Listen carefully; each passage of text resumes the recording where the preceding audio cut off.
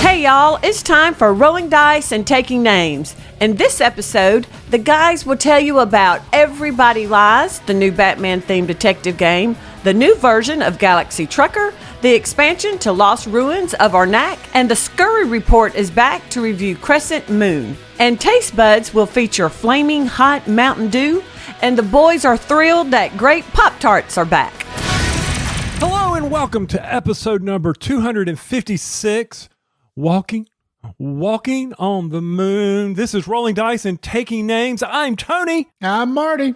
Was that better? Did I come out stronger this time than my NPR? Okay. You did. I appreciate that. A couple episodes ago, you kind of came in on the download, the low, I don't even have a word here. I don't know, but Vanessa copied right after me. She was like talking about all this NPR stuff. See, we were in sync. We knew how to go. You were the one out of sync. Right. That's right. It was the NPR voice. That's right. Walking on the moon. Please, nobody, don't auto-tune that. Don't put that in a segment. It's going to become a jingle. Here it is. You can't put it out there. It's like you can never put like little video clips or pictures out on the web because somebody will meme it or do something with it. So now we found out that people will take audio clips of you singing and do stuff with it. And that is being generous on the singing because it's not. They were in the Discord channel talking about it, which it's funny what our Discord channel will latch on to. So here we are about, no, I didn't have to do anything. Well, he has no pitch. He has no tone. I'm like, okay, that's fair. That's fair. I completely agree. Oh, yeah. So we're actually talking about, in case you don't know, the Taste Buds jingle that we launched last episode. It's a brand new jingle that Grishny over our Discord channel put together. That's a dog. See, that's what happens when you record in the middle of a good sunny Sunday afternoon is the dog gets to look out and see a squirrel or something and just go nuts. That's okay. He's entitled. He's protecting the home. But yes, Grishny. Yes, yeah, he did an amazing job. And they'll get to hear it again today. That's what I was going to say. That's why I was teasing. You're going to get to hear it again because a listener who contacted me on BGG said, hey, I got something for you to try, and if you can't find it, I'll send it to you. Tony actually found it and got me one, and I'm kind of holding off on teasing it because you got to wait till the segment to hear about what we're going to be tasting in this episode's Taste Buds. I mean, we went down a rabbit hole in Discord about the various disgusting items that should be happening on the show. We're not Rhett and Link. We're not making a lot of money here, people. So here's the thing. That has opened up a whole nother rabbit hole of, hey, will you guys try this sort of deal, right? And Sensei Jeff, who is one of our most active contributors in our Discord channel, amazing guy. I've played Guild Wars with him and stuff. He's a real fun guy to hang out with. He said, have you guys ever tried the fruit called durian? Durian. And as soon as he brought that up, several other people in the Discord channel said, oh my gosh, that's the most disgusting thing ever. Board Game Fangirl, I don't want to call out her name because you may not want her name called out, said, oh, that stuff's not very good, or it's an acquired taste. Julia chimed in and said, oh, yeah, that stuff is pretty awful. So Jeff goes, well, then Marty and Tony need to try it. So what he has done, he has sent us freeze-dried durian, Tony. How can anything be bad with being freeze-dried? I know. Well, here's the thing. It's one of those things you'd have to hunt down. It's typically in Asian markets, Asian fruit markets that you can buy this. And somebody sent us a video on Discord saying, look, here's a clip of 100 different people trying it. And most of them thought it was disgusting. So the thing is, though, he said, well, we don't get the full effect if you guys taste this on podcast. You should do it on video. Tony, I've been talking to you about possibly, I'm going to get you this freeze-dried durian. You're getting ready to head out of town, so our timing's not going to work exactly over the next 2 weeks. But everybody, next episode, we're going to announce a live date where Tony and I are going to get on Twitch, and we're going to taste this freeze-dried durian. Sensei Jeff actually tried this on our Discord channel on YouTube. Like I said, thought it was disgusting. You saw his visual expression just, ugh. So we're going to be trying this. I don't know, maybe we'll throw in a couple other decent tasting snacks that we can do during that and save the durian for the very last thing. So this past weekend, friend of my daughter, she was in town, she's kind of like our second daughter. She was always over at the house. They were always studying together. She had come into town for a wedding, and I asked Dana, I said, Dana, have you ever had durian? And she goes that some people love it, some people hate it. That it's kind of, I said, is it kind of like that asparagus thing that, you know, some people can smell it, some people can't? And she was like, you know, that's probably one of those things that, you know, your taste buds react a certain way to it. And I go, yeah, somebody was telling me it smelled like rotted meat. And she goes, well, I don't get that. And Donna looks at me and goes, you're not bringing that into my house. Well, freeze dried. So we're safe, right? So it's going to be freeze dried. It's funny that you say that because Vanessa spent some time in the Philippines during college. And she went, yeah, I've had durian. What's the big deal?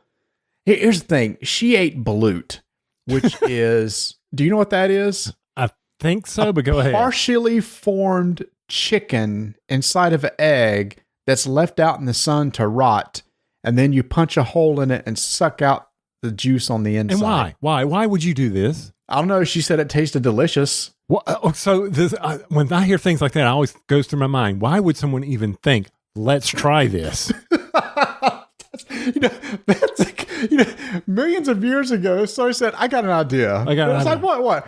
Let's take an egg and leave it out to rot. You mean like a regular egg? No, like one's got like a chick in it. Oh, okay, sure. And let's let it rot. And then let's eat whatever happens to on the inside of the shell. Yeah, let's go for it. Have you ever heard of the website Rent the Runway? Rent the Runway. I have not. Okay, she works for this. This is amazing to me. And I know I'm moving us off of here, but that's okay. I can do this. It's our show. It's this place where you can subscribe and they will send you clothes to rent. It's female clothes only. And you can cycle. And I go, this sounds kind of like the early Netflix. So it's like the Netflix of clothes? Yeah, where you would, I've subscribed and I get 4 pieces of clothes and I can shuffle them in and out, in and out, in and out. And the thought process, and this, I didn't realize how big this was. And we were talking about it and I was like, okay, this is very interesting. She goes, yeah, a lot of newscasters, because they don't want to constantly be buying new clothes. So this gives them the ability to change out their wardrobe. You know, the female always have a new dress, always have this, or formal wear, or stuff like this. And I go, now wait a minute, but it's only for females. So I came up with an idea. I said, rent the t-shirts. I've got 150 t-shirts downstairs. You and I probably, between us, we could probably do rent the t-shirts for men. I want to go back to this original idea. Okay. So the clothes that you're getting have been already worn by somebody else? Yeah, and it's a focus on sustainability and, you know, so if okay. Huh. No, we could do so I have like 4 drawers of t-shirts. Exactly. So yes, I 100% would be in for a rent the t-shirt. Yeah. You go out, you subscribe. We send you 3 t-shirts a month or whatever the subscription rate is. And you can have all these really cool t-shirts. I mean, get around. I'm like, why can this not be a thing? It was very interesting. These are ideas. I'm like, why did I not have that? My best idea is about a bakery board game. And if we ever legalize a substance here in North Carolina, I'm going to have that as part of it down at the beach. BB&B at the B. BB&B at the B. Mm-hmm. Bakery, board games, buds at the beach. Taste buds. Of a different kind, but yeah. Of a different kind. That's right. I need some help on this because that ain't me, but I'm just thinking, you know, what better way? You're at a bakery and we all know that. I'm sorry. I'm really squirreling here. No, that's okay. But I do want to fold back into the timeline of food because durian, I'm not sure how it's pronounced. We're eventually going to try the freeze dried. That's going to be coming. However, Tony, if anybody's ever listened to this show before in the past and we get on the subject of Pop-tarts. Oh, yeah. I always lament my favorite flavor of all time being discontinued many years ago. As a child, when I went to the store and wanted Pop-tart, there was one flavor that I always wanted, and that flavor was grape. Mm-hmm. It was just announced that Pop-tarts is re-releasing frosted grape, and I am so excited. When is it going to be here? I don't know. Because every time we announce this stuff, it's kind of like the mac and cheese ice cream. I can't find it. I can't get this stuff. So I'm excited. They announced I think it was not Snickerdoodle Pop-Tarts, but there was another flavor coming out. I have been looking every week at the grocery store for these flavors. So if I see Grape Pop-Tarts, I'm on it. So here's the thing. I'm on their website and it says where to buy. And right now, nobody near me has it. So it's not around here yet. So maybe this is just recently announced. Look, y'all, I never eat Pop-Tarts. I do not, because they're full of stuff that you shouldn't eat. But I will be trying a frosted grape Pop-Tart because there's nostalgia written all over that yumminess in my mouth. I still eat them to this day. I love Pop-Tarts. I love Pop-Tarts. I love them. But if I have them in this house, I will eat them, and I should not do that. So the best thing if I just don't bring them into the house. Luckily, since we've become empty nesters and the boys kind of lived off Pop-Tarts, they haven't been in here in a while. Oh. Well, I mean, I brought you that one. What was it? The waffle flavored ones? You did eat that. Yeah, we did eat that. That was for a taste bud segment. So, in fact, you know what? We find a frosted grape. I'll save it. We'll do a taste bud segments to see if it's as good as I remember. Now, we've got a segment coming up. We got to play a game called Crescent Moon recently over at the house. And we got to taste some incredible food from my wife. She made this amazing lemon cake. And we'll talk more about this later. But one thing that happened is when we finished up playing, you and Nate looked at me and looked at me and Mark and goes, "Hey, let's play Magic Commander Deck." And I'm like, "Really? Oh, let me see if I can go find it." Nate goes, "Oh, don't worry. I've got plenty." I'm like, "Fine. Works for me, Nate." So he goes out to his car. He comes back with an industrial size book bag full of Magic cards. No, I think it's a suitcase. I think it's a small carrying-on luggage. It could be. I'm like, "Holy cow, dude." I was like, "Yeah, sure. Just tell me what I need to do with this deck." And so here's the thing. Cut to the chase. We play this, and I'm just not enjoying it. Now, don't get mad at me. Don't be yelling at me, y'all, from this standpoint. Why can you not enjoy this? Why can you not love it? Because I love playing these games. We played Lord of the Rings. I love playing card games. It's what got us started in this. But I think, Marty, one of the things is that there's just so much going on with some of these cards that it just doesn't sink in with me. Mm-hmm. There's a lot of text on a lot of these cards and a lot of things for sure going on. In fact, yesterday, as of this recording, just this week, some new Commander decks came out from the brand new set called Nuka Pena. And I got with the boys yesterday and I said, hey, it's finals week. You guys are stressed out. How about if I buy each of us a Commander deck? And we went out to probably the best local game store we have here in Charlotte, Mighty Meeple, and hung out there and played a couple games of Magic. And as I'm playing this, I get it, Tony. I'm reading, a wall of text on the cards. There's this whole concept of voting. I'm like, okay, we're going to go around the table and vote to either investigate or I can't remember what one of the other things was. It was either you were going to get to draw a card or add a treasure, which can be used as mana. I didn't know the concept of voting existed in the game. And Travis was like, "Oh, that's a good card because you get an extra vote on everything. That means you could build a whole deck around voting." Okay. So yes, no, I totally get it. If you don't play a lot, there is a lot of text on the cards that you might need to hand to somebody and go, "Could you just tell me what this does?" But the more you play, the more it kind of sinks in, the more you're able to interpret the cards yourself where you don't need the help. And so Nate gives me this deck and it's all about tokens. And all these tokens are floating around. I'm like, how do y'all know what I couldn't keep track of all of it. And I'm like, God, I just felt old, I hate to say, I did. I was like, I don't know, just here. But Nate's like, "Well, you need to do this, you need to do this, and you need to do this." And I was like, okay, I can understand that. I understand what I need to do as far as the chaining of it. But then it's like, okay, well, now you can send them all attack and do this. And you got to get to the rules. And that's why I understand now why Magic is such a strong community. Very much so. And in fact, Commander has really taken off. I was talking to my son Travis, about this yesterday. He said, honestly, about 2018, he said, Wizard of the Coast really said, okay, this is a popular format. We're really going to start pushing it now. Started coming out with a lot of Commander decks. Right as he said that, I looked around the open gaming area of the store, and there were probably 5 concurrent games of Commander being played with 3 or 4 people. Not regular Magic, but the Commander format. And I said, why is the Commander format so popular? One of the appeals of this format is that it supports 3 and 4 players. And he said, so what's happened is it's become more of a social game. So you guys, you like to sit down and play board games, right? Sit down with 3 or 4 people. That's fun. 4 friends sitting around just having a good time. He said, now with Magic cards, you can get that same feeling. Just 4 buddies hanging around, throwing some cards on the table, just laughing, having a good time, having a few drinks, some snacks and everything. And he said that this format really supports that. So it's become more of a social game than what it used to be, which is very much a 1 versus 1, very competitive style game.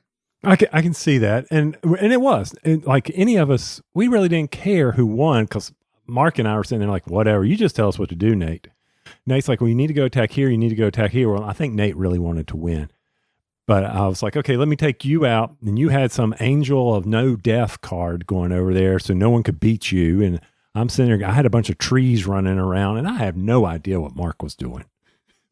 No idea other than just hitting each. Mark was there, like, okay, you take some damage, you take some damage. Yes, this is one of those things after you play a board game, kind of like what we do on our Thursday night game nights where we go and we can sit there and probably finish up a game like we did the other night. And it's like, 30 minutes. Do you want to go home? No, not really. Well, I should, but no, I don't want to. God, I'm glad Donna doesn't listen to this. And say, okay, let's just throw these decks out there and see. And I think that's the idea of why each of us maybe just throw a deck in the bag, because if there's time after, and if it's a deck you already know, right, Tony? So let's say I think you've bought a Commander deck or 2. Mm-hmm. If you just use that one over, eventually you've seen the cards, you know how they work, and it just flows, really quickly. I haven't bought a lot of Commander decks. I did this so I could spend some time with my sons, and I enjoyed that and everything. I am interested in the next set, which is about Baldur's Gate, Dungeons and Dragons. So I think that would be fun to maybe pick up one of those Commander decks and see how they play. And I think if I buy another one, because the 2 I bought were the cheapest ones I could on Amazon, and Nate had it there, and he's like, well, here it is. Why don't you play it? And I've upgraded it a little bit. I'm like, okay, I'm glad I didn't open this one up because I did not like all that token stuff. I'm like, so maybe that Baldur's Gate, maybe there's some theme that I'm going to enjoy, like a dwarf smashing somebody. I don't know, whatever is going to be the theme of these things, but it's something I can look forward to. But yeah, I saw that as you posted the Commander. And I was like, that was taking me back to when we had game day over here. I was just like, man, why is this not sinking in? But you're right. I just need to concentrate on that. I'm parched, but we got to get rid of one more thing that came. Got to get rid of? I don't know if we need to get rid of it. No, we don't need to get rid of it. We need to talk a little bit about it. Tell me a little bit about what you handed off to me and said, go learn this.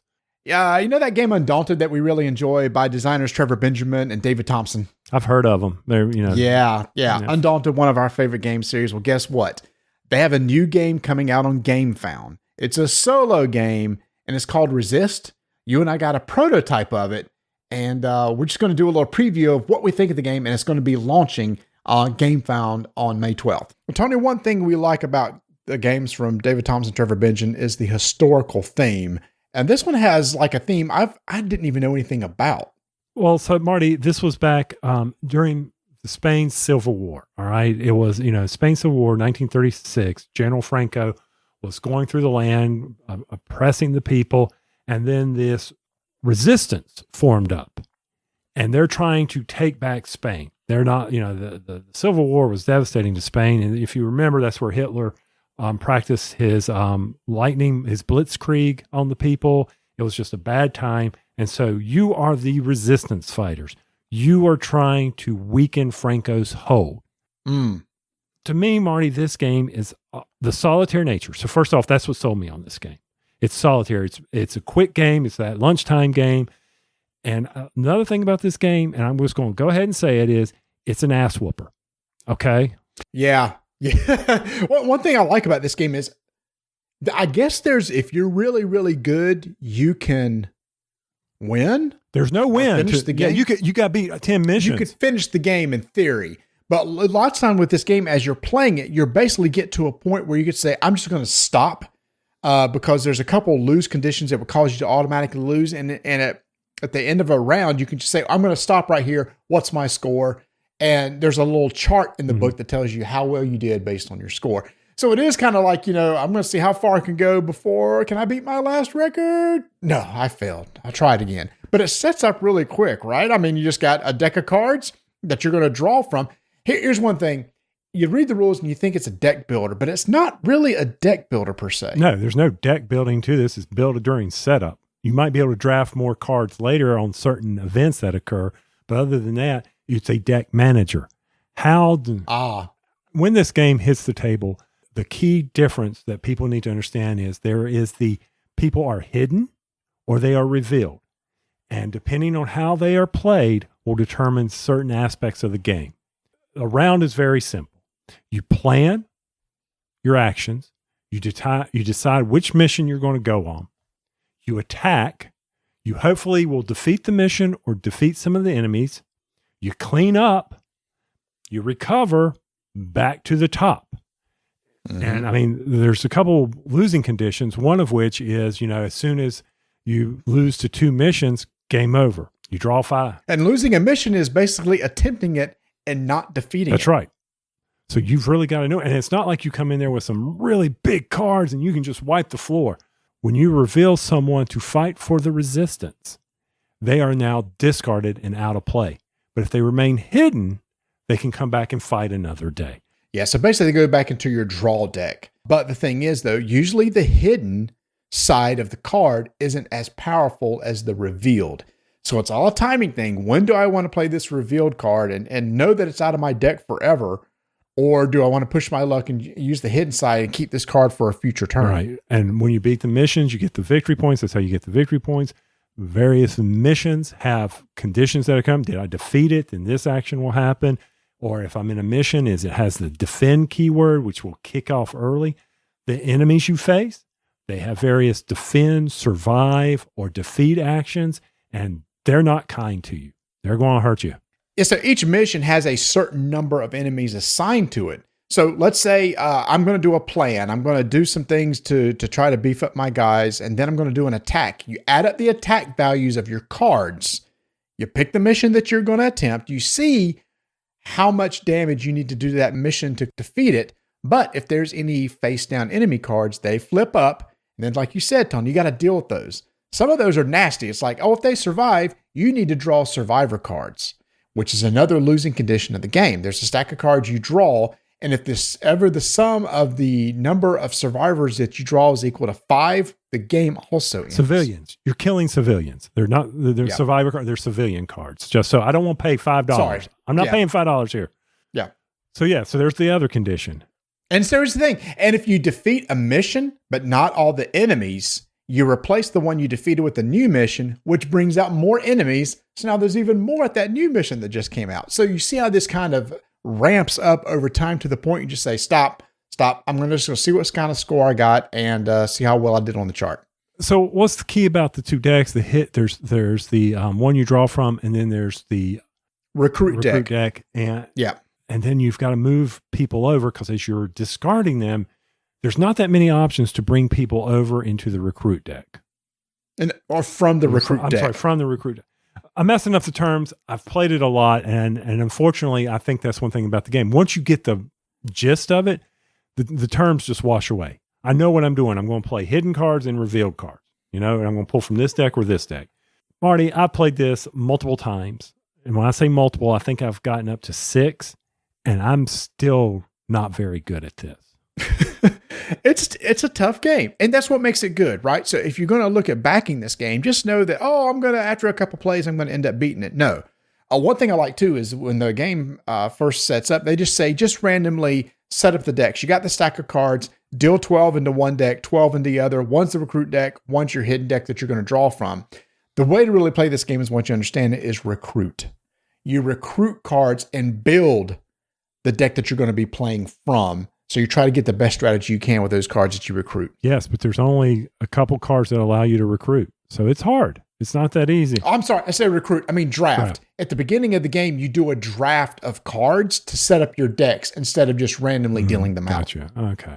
And let's not forget, all the resistance, there are actually people loyal to Franco, the spies. That's how that will clog up your draw deck. You'll have spies. Oh, that's right. So there are some cards that will actually throw spies into your deck that just basically do nothing. And if you ever draw a hand and it's full of spies, that's another losing condition. I enjoy it. I enjoy these types of games that, it's strange, games that piss me off. Why do I want to keep playing it? Because I know I can do better. There's got to be a combo. I never tried the draft side of it. Maybe I'll do that next. Yep, try the draft as opposed just to random dealing out cards. That's a way to kind of tweak your deck and make it better.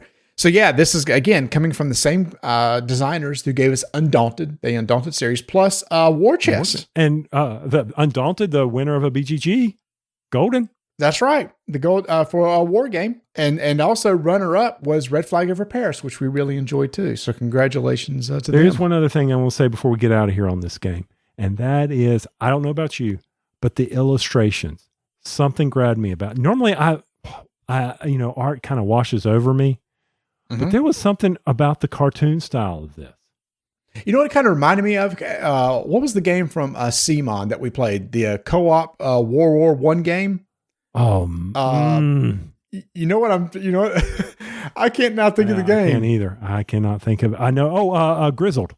Grizzled. Yes. You know, the art style was kind of unique on that. It was kind of cartoony, but it was still kind of a dark setting. That's what this kind of feels like too. Yeah. The art is really amazing. And it's subtle colors, subtle pastels. And I'm just like everything. I always like to say one negative.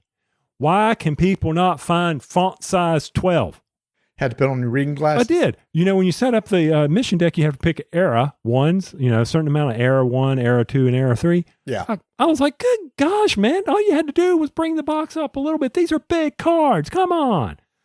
Oh, David, sorry, I just got to pick at you a little bit there, man. But once again, this game is from Salt and Pepper Games. Going to be on GameFound. Designers Trevor Benjamin, Roger Tankersley, and David Thompson, and illustrations are by Albert Montes.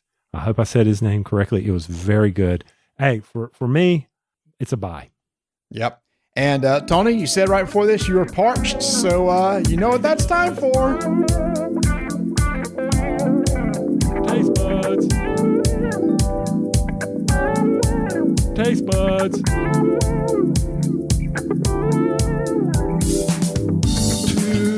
Incredible stuff. Taste buds. Two incredible stuff. Taste buds. Oh, it's so good, Tony. Several people on Discord and even on Twitter said, okay, it's an earworm. It's an earworm. It gets stuck in your ears. Two incredible studs. They have medication for that. For ear, well, I had something in my ear. It was some type of bacteria. They had to put taste buds. I'm so sorry. That it just tickles me every time. All right, Tony, you said you've been parched. I'm parched. We got a drink over here. Well, this is the one that was teased to me by a listener on BGG. Tony found it. What are you holding in your hand? I'm holding Mountain Dew Flaming Hot, 20 ounces of pure gold, 280 calories for those of us worried about that. Serving size is one bottle, so you got to count for 280 calories today, man. Not that you're going to be drinking it all, but we got to save some for, of course, our lovely wives. I've heard some things about this. I've heard that it's not as hot as they want you to believe with this little flaming red guy on the label. So I'm excited for this. It says caution, flaming hot. It does say caution, and then it says with a blast of heat and citrus. But I'm looking at the ingredients. I see nothing that would give any. There's no pepper or anything. I was looking for cayenne or some sort of pepper, something. I see nothing. Looking at this, it looks like there's a picture of a lime on the bottle with flames coming out the top. So I'm expecting some sort of lime flavor in this thing. It is red. It is bright red. Mm-hmm. I don't know what to expect on this at all. I don't either. And I'm excited they had it on sale in the cans. They actually got the cans coming in now. They took up the space of Spark, which I think my wife will have a hissy on. Uh-oh. Yeah. She likes that Spark, doesn't she? She loves that Spark. So, but I'm ready to taste this. Are you ready to give this a shot? Yeah. Now this is a bottle, so we're not popping the top. We're taking off the lid here.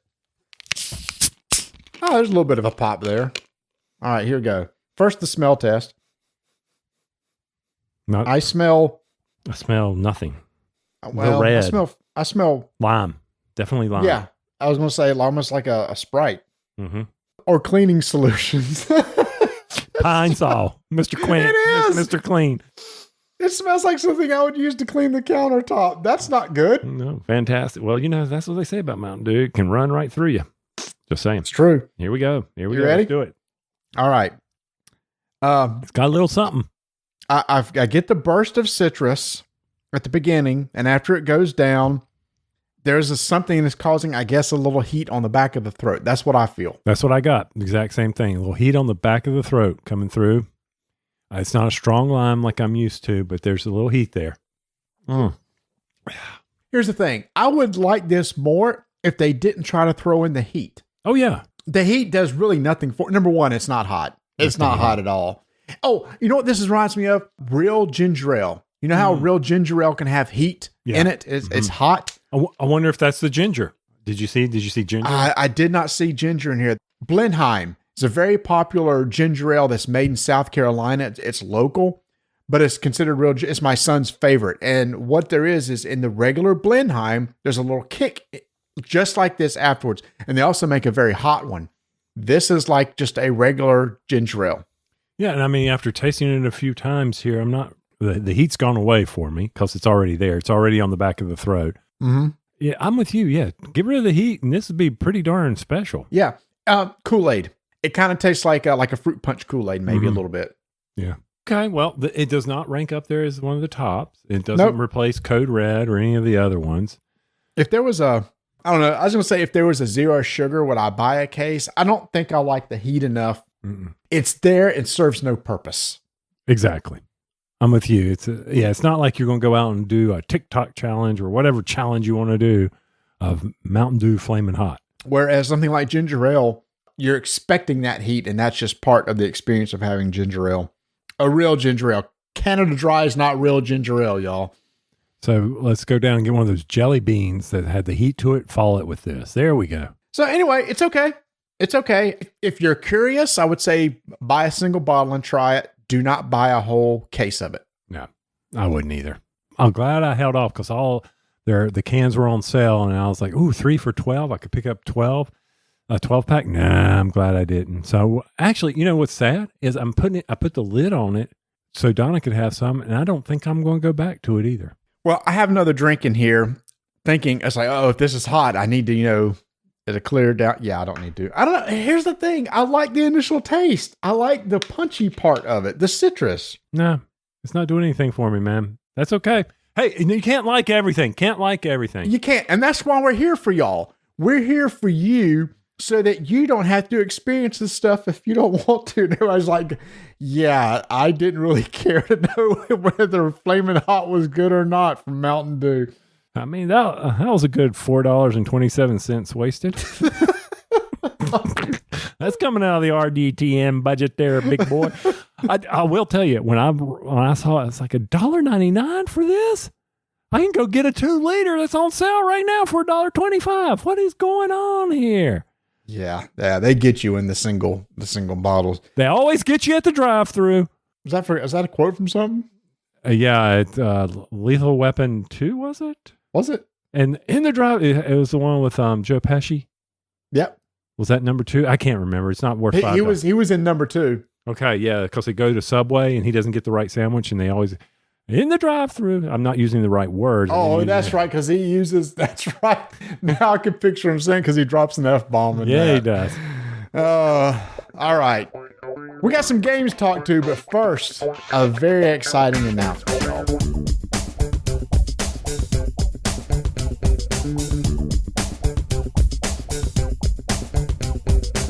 We've told y'all this before. We used to love collecting baseball cards.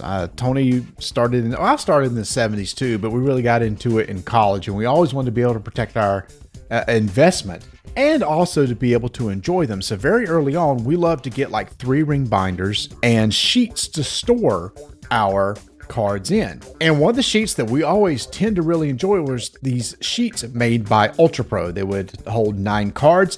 And one of the things they really promoted was they will not yellow, because I've seen some other sheets that did yellow and they dry out and they can kind of mess up your cards. And so we want to make sure to protect our investment. So early on, before we even got into board games, we were using Ultra Pro products. So Tony, I remember you and I buying our boxes, going out to auctions, buying new cards, coming home and sleeving those things and putting them in binders so we could flip through them and look at them and enjoy them.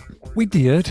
And I remember doing it with my baseball cards. I remember the biggest thing, it made it so easy to be able to organize decks, but loved how I could protect the cards, how I could protect what I thought was a valuable commodity to me, especially moving forward to today's times where I could sell them and finance my daughter's college education.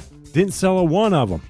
That didn't happen. Didn't happen. We had this grandiose idea in the early 90s. It's like, we're going to pay for our kids' education with baseball cards. Then in the early 90s, mid 90s, the baseball card market crashed and we never saw any benefit from those cards. So we got out of the baseball card thing, but about 5-6 years later, we started playing Lord of the Rings CCG, which is basically our entry point into tabletop card games. So here we go again.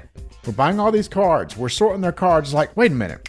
What was that product that we used to use for our baseball cards to store our cards? Oh, yeah, that's right. Ultra Pro. Oh, look, check this out. Ultra Pro also makes card sleeves so we can sleeve all of our cards for our decks so that we don't have our grubby little hands all over them. And if we play with Cheetos, we don't mess up our cards.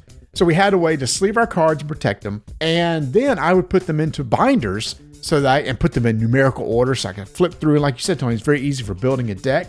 And then later on, Tony, I remember Ultra Pro made actual binders themselves with sheets already provided. I would usually just buy 3-ring binders and buy the individual sheets, but they made all-in-one binders. I bought a red one and I bought a blue one. Can you guess what game that was for? That would be Netrunner. Yep. So I had all my corporation cards in one binder, all my runners in another binder. And ever since then, that's pretty much been my staple product from Ultra Pro. So we have a long history with them. And as such, we've always thought it would be so cool if we could work with them in an official capacity. Well, let's fast forward to probably the end of last year. We started talking with Ultra Pro about working with them, maybe being a sponsor of the show. And we've gone through a lot of different things and ideas of how we can work together and things that we can do to help each other out. And we are so excited and proud to announce that as of May, as of this episode, Ultra Pro is now an official sponsor of RDTN. How'd you pull that off? Do they not listen? Do they not know anything? So here's the deal. It's like, yeah, I pointed to some of your episodes. I went, oh boy, this is not going to go well. So much for selling that. What do you mean? What do you mean you want to kick the tires before you buy? What's going on here? What kind of crap is this? Trust us. We're good. We know what we're doing. Your commercials are going to be top notch. Trust us. Yes. Just like we trusted your products in protecting our investment into cards. Oh, gosh. So what are they protecting? What are we protecting for them? It's probably not integrity at this point. No. So anyway, we are so excited to be working officially with Ultra Pro. What does that mean? That just means each episode we're going to be talking about some amazing products coming from them. And guys, y'all may not even realize this, but they also provide board games. They also a place you can go get board games. For example, Tony, you are a big fan of Ascension. They officially work with Stoneblade Entertainment, and that's where you get your Ascension games from. Yes, but you're absolutely right. I would get all my Ascension games from them and appreciate them continuing that crack for me.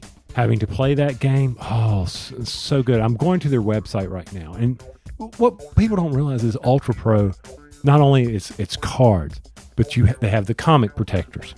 Yes. I've got an order in for some comic protectors. I'm very excited to do that. I need to transfer another one of those things that I swear would put my daughter through college, my comics. I pulled them down the other day, and the bags that they were in, they need to be replaced. So I need to get that happening. They've got various, deck boxes, play mats, and then, they've got something that I'm interested in is sorting trays. card sorting tray. Yeah, so that's for if you do a lot of like opening of booster packs.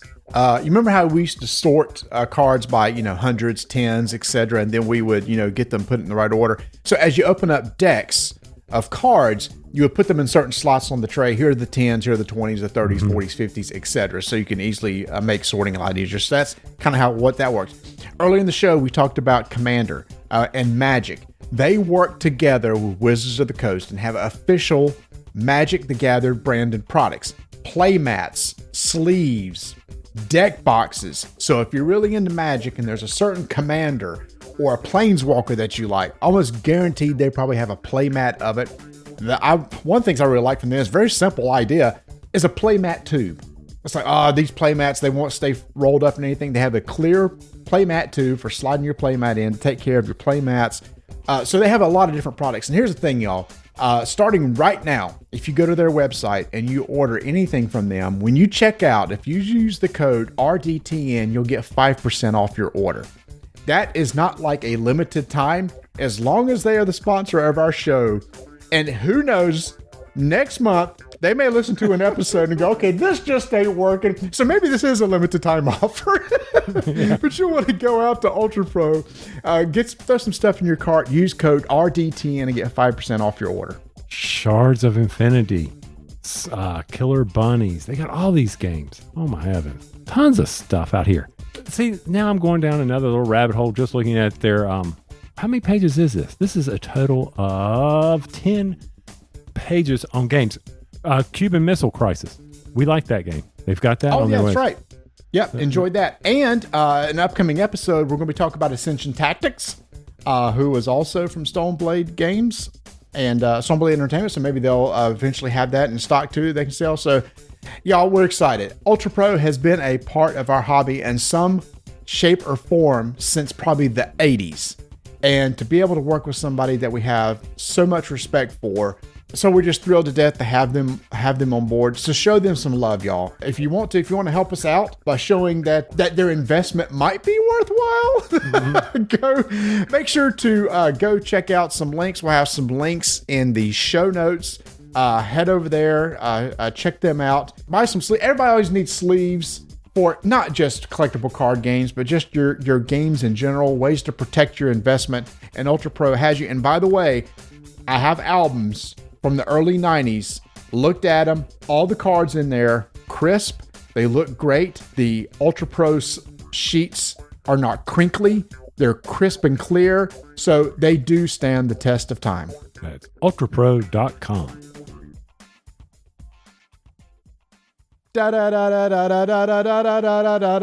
Batman. Whoa, kick it. The needle got stuck. If the needle got stuck, it'd be Batman, man. Oh, y'all, we've been talking about this for months.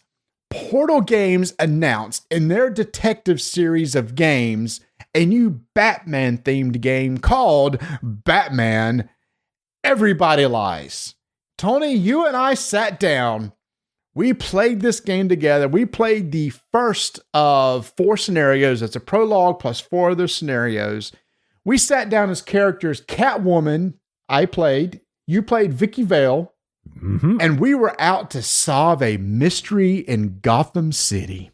And that's all we're going to tell you about it. It was a mystery in Gotham City. That's really all that we could tell you about it. That's true. Because the thing about Batman is, guess what? It's like with every detective game, you want to keep these things secret of what the story's about and everything. But what we can tell you is, if you enjoyed the detective series of games and you enjoy Batman, then I think this is one that you really need to check out, because I think, Tony, they really did a good job of bringing you into that universe of Gotham. The art was amazing. I actually asked Ignacy, I said, okay, we played the game, and there's some scene cards in this game that's like comic book panels from comics and everything. I said, did you get DC artists to do these? He went, no. He said, I just had a good artist here that could do that for us. It's like, well, dude, I said, it looks like it came straight out of the comics. So he's really pleased with the art.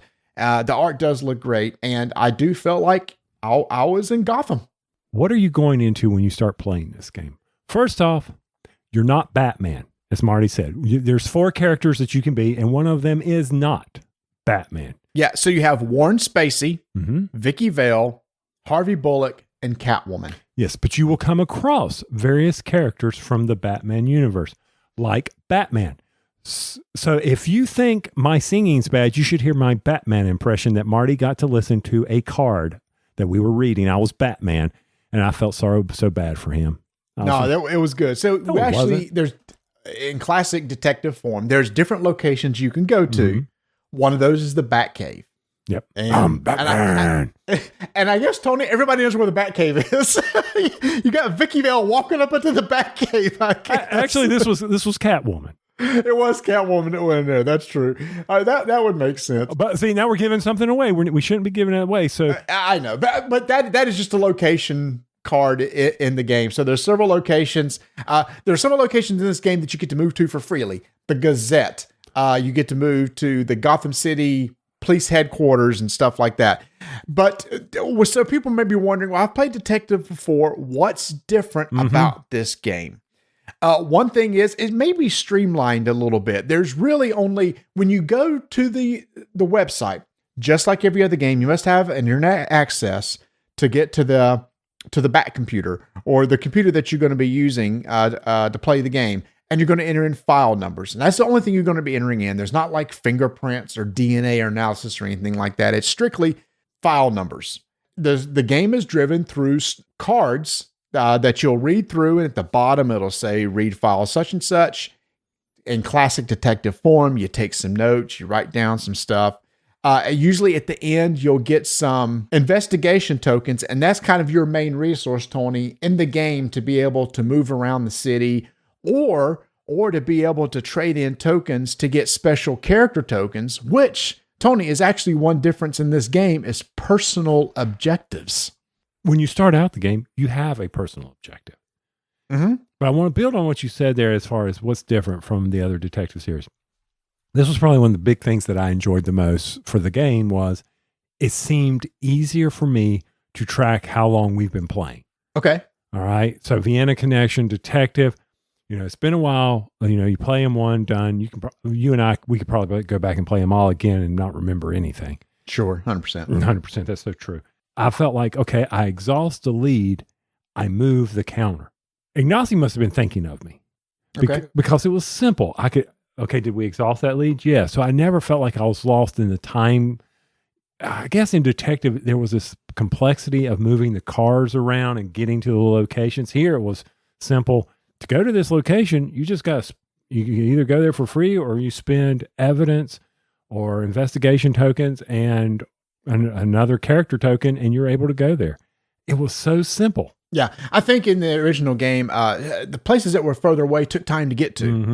Mm-hmm. So you had to spend time in order to get to certain locations.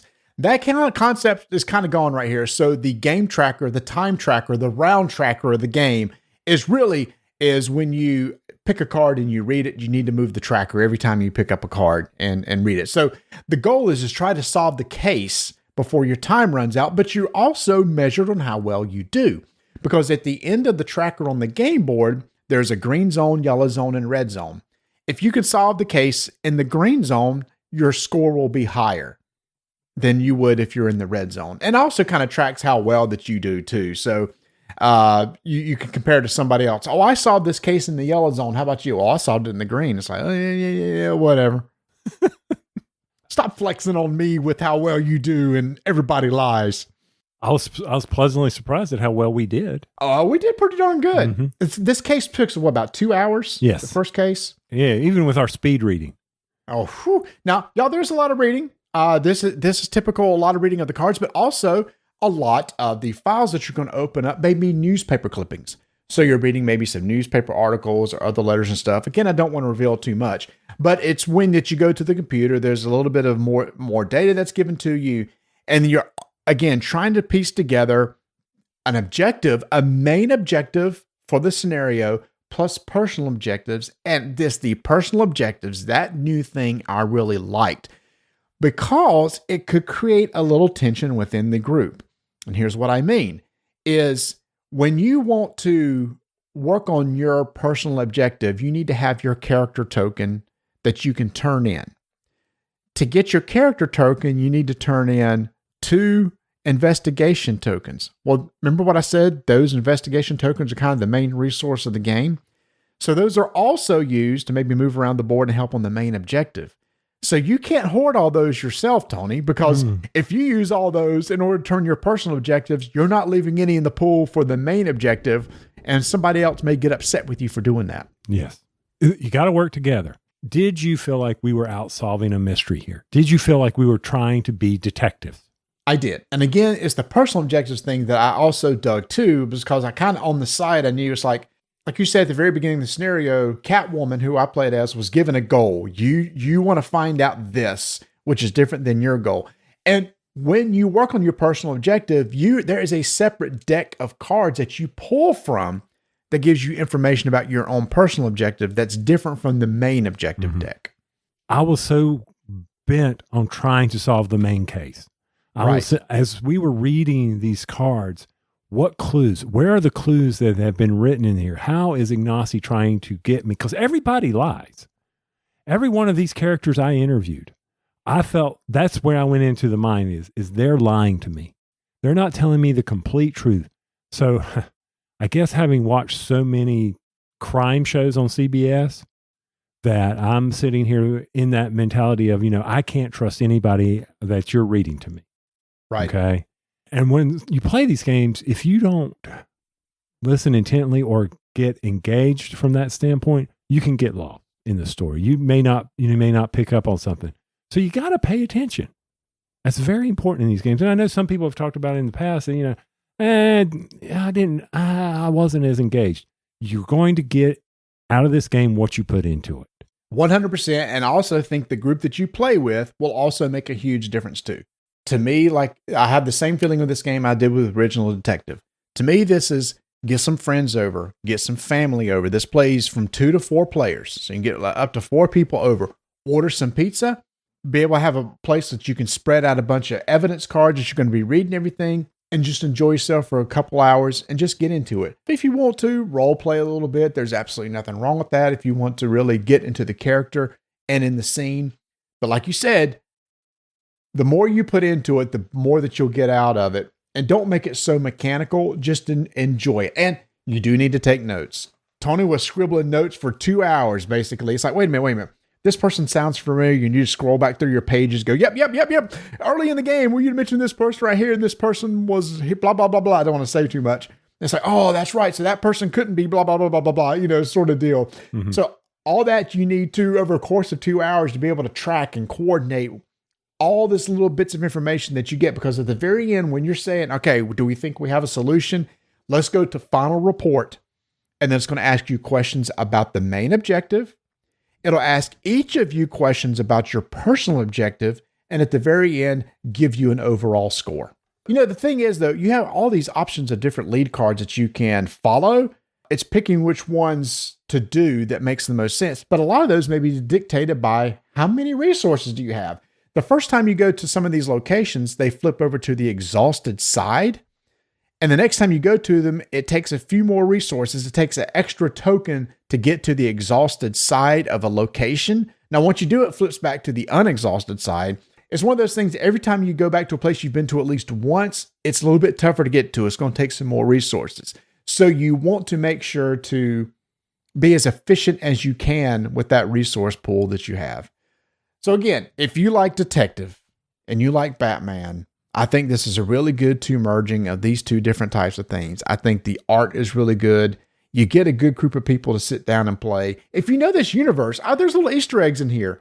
I love seeing that there's a map of Gotham so that you can kind of look around different locations within Gotham. And if you know the DC Comics, you know Batman, you'll see these little Easter eggs of names of places and everything, which I really also enjoyed. And I think it's important for everybody to realize, because when I first saw this and did do a lot of reading into it until, it started to become a reality for this game coming out. I was thinking you were going to be, I was like, how are we going to work together as Batman? Am I going to be Robin and right. so forth? But no, you're people who are working, and it's their speciality. That's Vicky Vale. She's, at the newspaper. It's Catwoman going into the underground. It's the detective for the police station. He's got certain access. So that's the key information you need to be pulling out from that as you're playing that character. That's your trait. That's what you're going to be using and so you assign that to the people so that they can become engaged and involved. And I know this is bad of me, but it is what it is. Vienna Connection, it was hard for me to follow with some of those names because they were Russian names. Nothing. I mean, it's just sure. I couldn't. You're just not used to hearing those Russian names in everyday vernacular, right? So it was hard for me to keep track, even with my notes. How did you spell that? What? I was even having trouble doing with this game. You said, what was it? A name that you said, and I'm like, who? Moody? No, not Moody. It was this. Huh? What? How do you spell that? So it's important. But yeah, you're right. The notes were very important. I like the setting.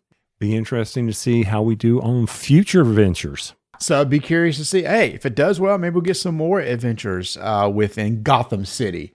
Again, it looks great, plays great. It is probably a little more streamlined to me than Detective. I like that. I like that too. I think it's easier to jump into the game because the rules look more straightforward. Because it's about the stuff that you're reading and the people that you're playing with, and not having to manage the actual game itself. The game gets you into the story, then it's up to you to go through it and complete it. So that is Batman Everybody Lies from Portal Games. Plays 2 to 4 players, about 2 to 3 hours per scenario, by designers Veronica Spira and Ignacy Shevchik. And this game would not be up for the running of the Squirrelies for best game we didn't play. We played it.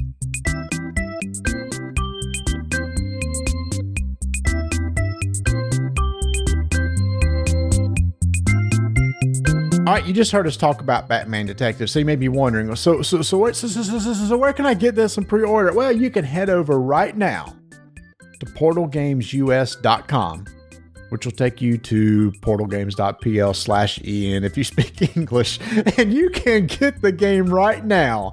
You can buy Batman Everybody Lies, which we just talked about as the new game in the Detective series line of games. Also, you might want to pre-order Gutenberg, which is a totally different type of game. They're bringing over that Euro game to the US, which I'm excited about because I heard some great things from Essen, so I can't wait to play it. So you have that. You got coming up around Gen Con, you got Brazil, which I am super excited about, Tony, because it's called, get this, it's called a Euro X. So the idea is that it's a 4X game mixed with a Euro. And it's by a Brazilian designer. The art looks absolutely amazing. That's what drew me into it. The art looks so cool.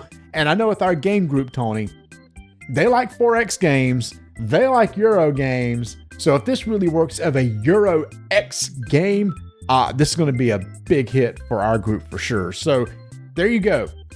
Batman, Everybody Lies. Go pre-order it, coming out soon, if not right now. Gutenberg coming out in June. And then keep an eye out for Brazil. That's going to be coming out later in the summer. So many great things going on at Portal. And y'all, I don't think they're done yet. So head over to portalgamesus.com.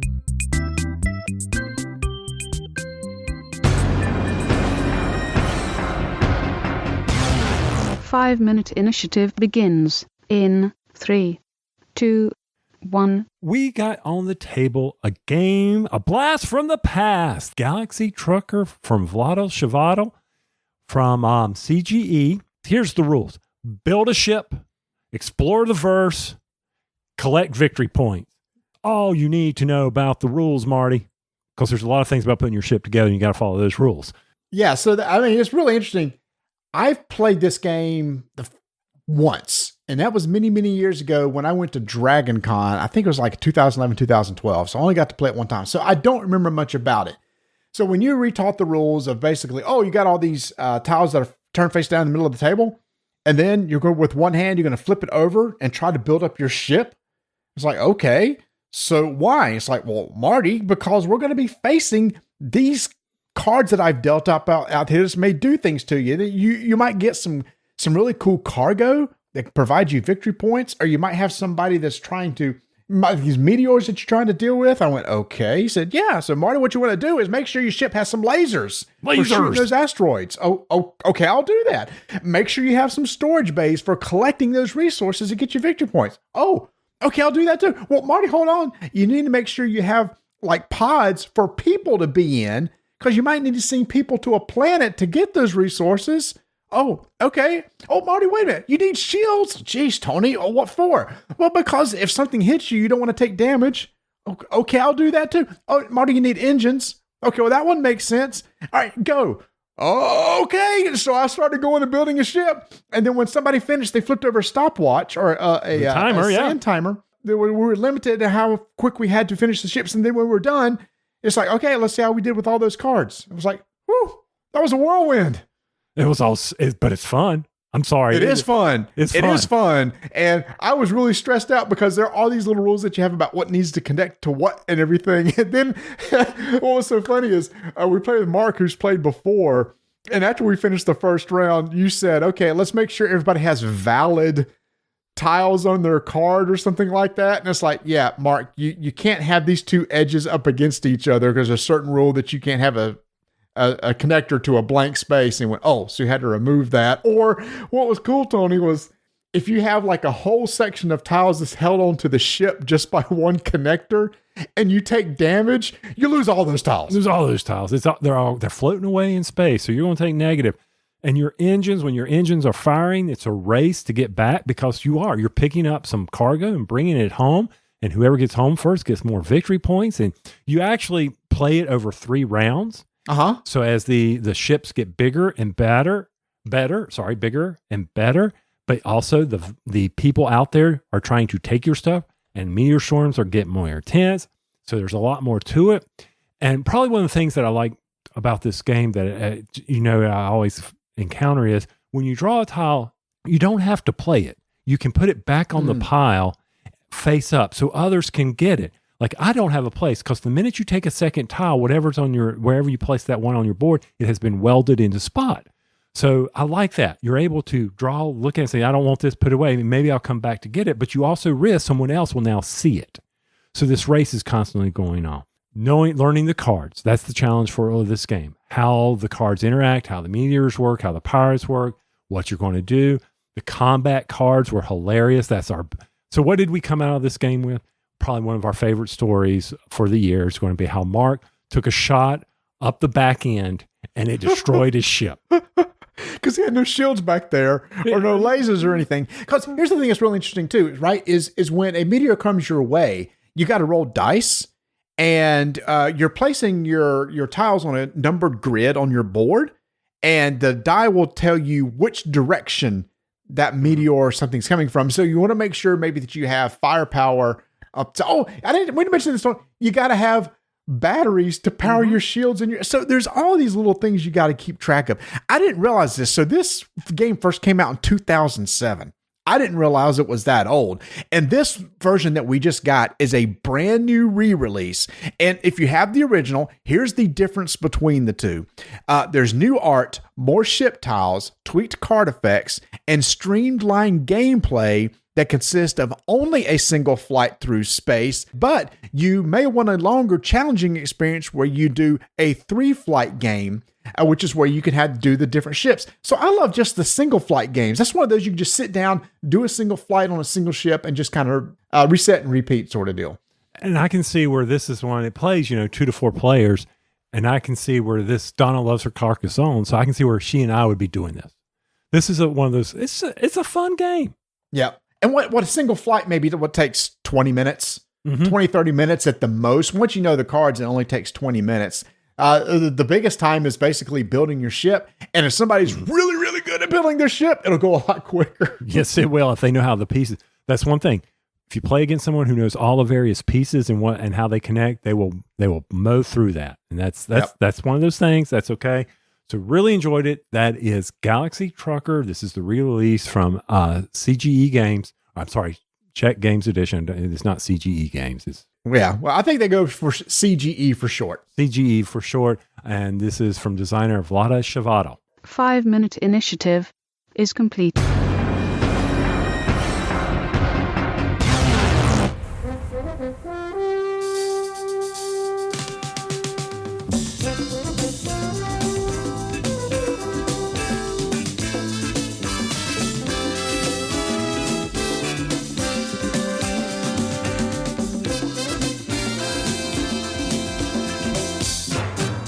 Marty, I was so excited to have people over to the house to play one of the games we're getting ready to talk about here.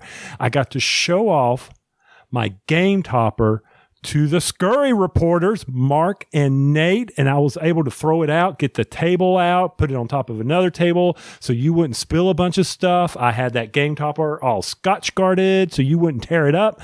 And my wife was excited. She made y'all lemon cake, and I knew it wouldn't stain the game topper because everything was done, and that game looked amazing on the game topper. Why am I talking about the game topper?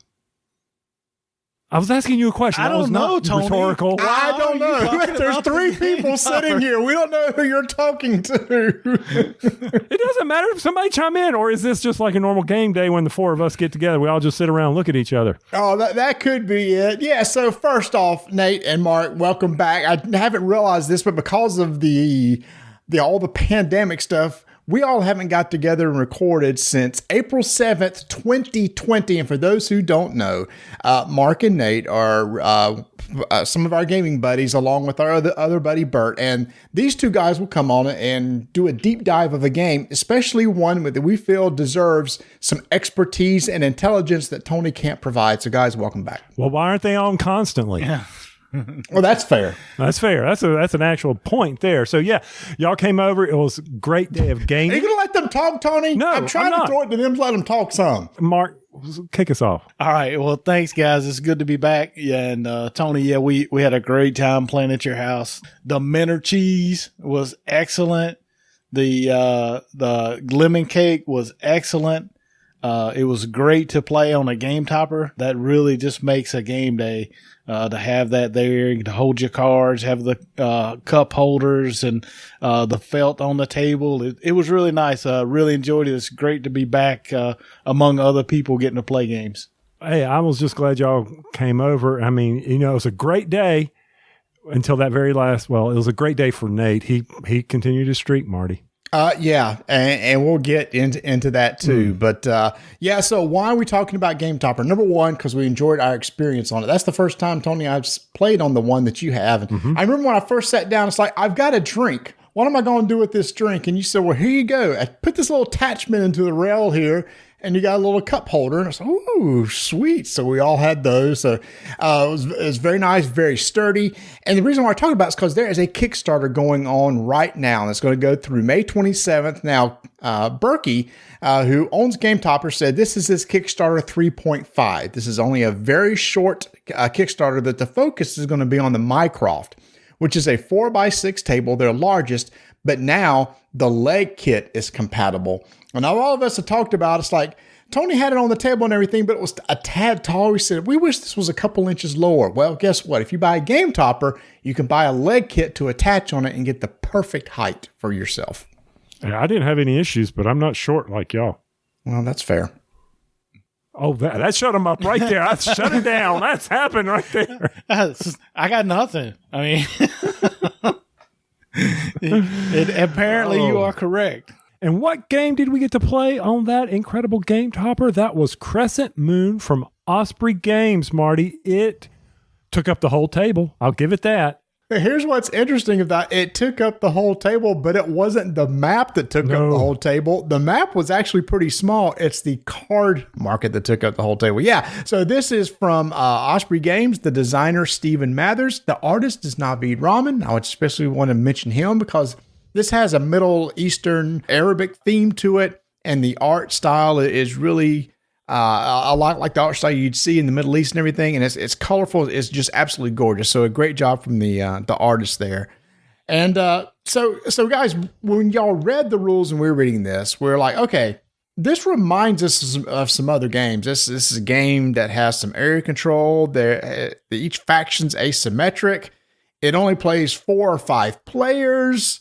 As we sat down, each of us said, well, this reminds me of this. This reminds me of this. Nate, what did it remind you of? Yeah, so after reading the rules and especially the asymmetric faction like powers, so to speak, the first impression for me was 2009's Chaos in the Old World by Eric Lang. Not all the asymmetric factions kind of struck me that way, but the Warlord in Crescent Moon pretty much to me, felt very similar to Khorne faction in Chaos in the Old World. So much so that when we went to select factions beforehand, we were like, well, we only need to pick the other three because we know which one Mark is going to play, the Khorne-like faction, right? Yeah, absolutely. And that's I was in quick agreement with Nate after I read the rules, and that's my faction that I play when we do Chaos in the Old World. And I was completely fine with playing Warlord because it was all my style. Yeah, and there were a couple other games, but that one was the first one for sure. What other games did you guys think it reminded you of? Mine was there was three actually. One was Pax Pamir, and that's because of the card mechanic are similar, and they also both play on fairly small, fairly tight area control boards. And then it also, the economy reminded me of like TI4 or Rex/Dune, in that, one player seems to get a lot of money. Other players don't really get much money, but they don't really care about it. And then another player gets money from players doing something within the game. And so that aspect of it reminded me of those games. Yeah, and actually, I hadn't really thought about it until you mentioned Dune and Rex, but Crescent Moon has a mostly closed economy system where, when you buy cards, you pay the player whose color card is. We'll get into it later, but it's a semi-closed system, kind of similar. I think Dune and Rex are completely closed, but it did feel that way. And one player is great, has a vastly better economy than the others. And to me, it reminded me of a couple games. I think one of the most obvious when people sit down and play this, it's going to remind them of Root. Root's a very popular game. You have very much asymmetric factions. They all play totally different. A lot of it has to do with it. There's some combat, there's some area control, and you're all trying to get victory points. So I think Root's going to be a common comparison. I said it also reminded me of coin games, like Cuba Libre, which I've taught y'all how to play.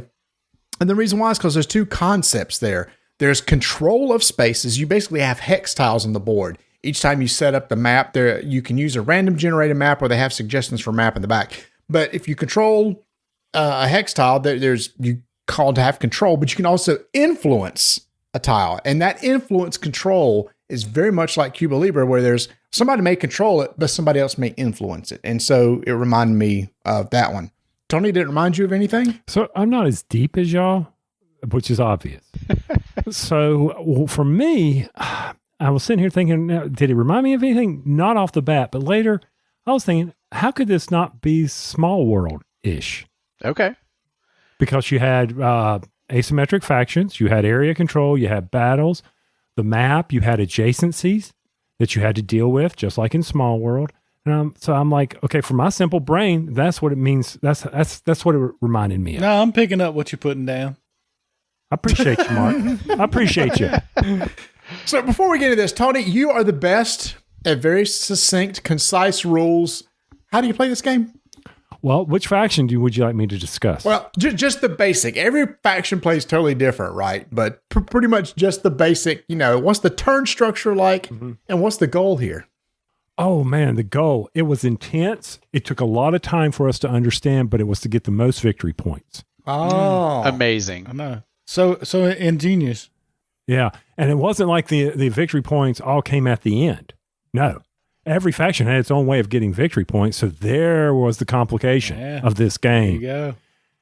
And that also reminded me of coin games too, is because each faction in like Cuba Libre has different ways of getting victory points or measuring their progress in victory points. Here it is really at the end of the game, whoever has the most wins. But like you said, Tony, you really can't go over what each faction does because they're kind of different. They have some of the similarities, a bunch of moving and stuff like that, but this game is broken up over years. Mm-hmm. In the basic game, there's 3 years, and everybody gets 4 turns per year. For a whole game, you're only getting 12 turns, which we found out was pretty tight. Yeah, and you're taking an action, and they're all there on that nice player aid. Osprey Games, excellent player aids. Yeah, so it's also each round is broken up into different phases also. I just kind of jumped straight to the player actions. But right. So actually for this, I think this worked out really well. So before the game started, everybody picked their own factions. Like Mark, you picked Warlord. They have these really nice inserts or these individual faction sheets, and I copied those and sent them to all of y'all. And we all kind of came in, sat down, and knew how to play our faction and was able to explain it to others what to expect. I don't know if we knew how. Only one person really knew how to play this game. And who was that, Tony? It wasn't me. Okay. Not me. I felt like we all knew how to play, and I might have stumbled into a victory here or there, but Stumbled into a victory. no, I did know. I had a good grasp of the rules. To Marty's point, this game, it's one of those games where if you play coin games and other area control games, you're going to be at home with many of the rules. It has some complexity, some juicy bits to really sink your teeth into. But I didn't find it overly difficult to learn. But the asymmetry, just like Root, is the barrier to entry. But the actual how to play, wasn't that hard to pick up, honestly. How to win, now it took us the full 2 plays to figure that out, right? But that's okay. That's part of the joy of exploring a game like this. I still don't know how to win. Well, let's be fair. Only one person knows how to win because they won both games, and that was there Nate. you go. But I do agree, Tony, that the player aids were excellent. They were very succinct. Is that the word I'm looking for? Mm-hmm. Sure. Concise, succinct, and were you able just to look at your player aid and figure out what you needed to do and where your faction needed to go. What stood out about this game to y'all? I've got an easy one, and it applies to all factions because it applies to the game. So Marty mentioned that this game, you only get 12 actions, and there are pluses and minuses of that. But the biggest plus is you get to play a big area control coin-style game. Even comparing it to Root is apt, but the play time was very low for this type of game, for the complexity and the strategy that was used. We played, I forget exactly what our play times were, but the first play time was what? Do you guys remember? 2 hours. 2 hours for the first one, and then the second game we finished in 90 minutes. 90 minutes. 90 minutes. And here's what's going to throw people off, because if they go to BGG right now and look at Crescent Moon, it's going to say 150 minutes to 180 minutes. Now, we only played 4-player. So if there was a 5th player sitting there, that would be 12 extra actions that were taken. So I did some quick math. In that second game, we did about 2 minutes per action on average. And if we throw in the 5th player and we all average the same amount, then it's only 2 hours. Yeah. So don't be afraid by that 150 to 180. I think once you understand the game, you can get it in 2 hours to 90 minutes because we did it. Now, there is a longer version of the game. You can play one more year and everybody gets 4 extra actions. So maybe that's taken into consideration for the time. But I really felt like to be able to bring this to game night on Thursday or Wednesday and get this done, this kind of game done in 2 hours or even 3 hours is really sets it apart. And it played well. It felt good at that time frame. Oh, I never felt like there was hardly any downtime. Literally, when it comes to your turn, you got your faction sheet. And there's different things that you can do. Every faction has some common ones. Typically, you can move. You've got pieces on the board. You can move into areas. If you move into areas, something may happen. You may have to do some sort of conflict, a combat, or an influence conflict. You can build. Everybody had the option to build buildings and put them on the board. You can, like I said, assault. You can attack other people. Some of the factions you can recruit.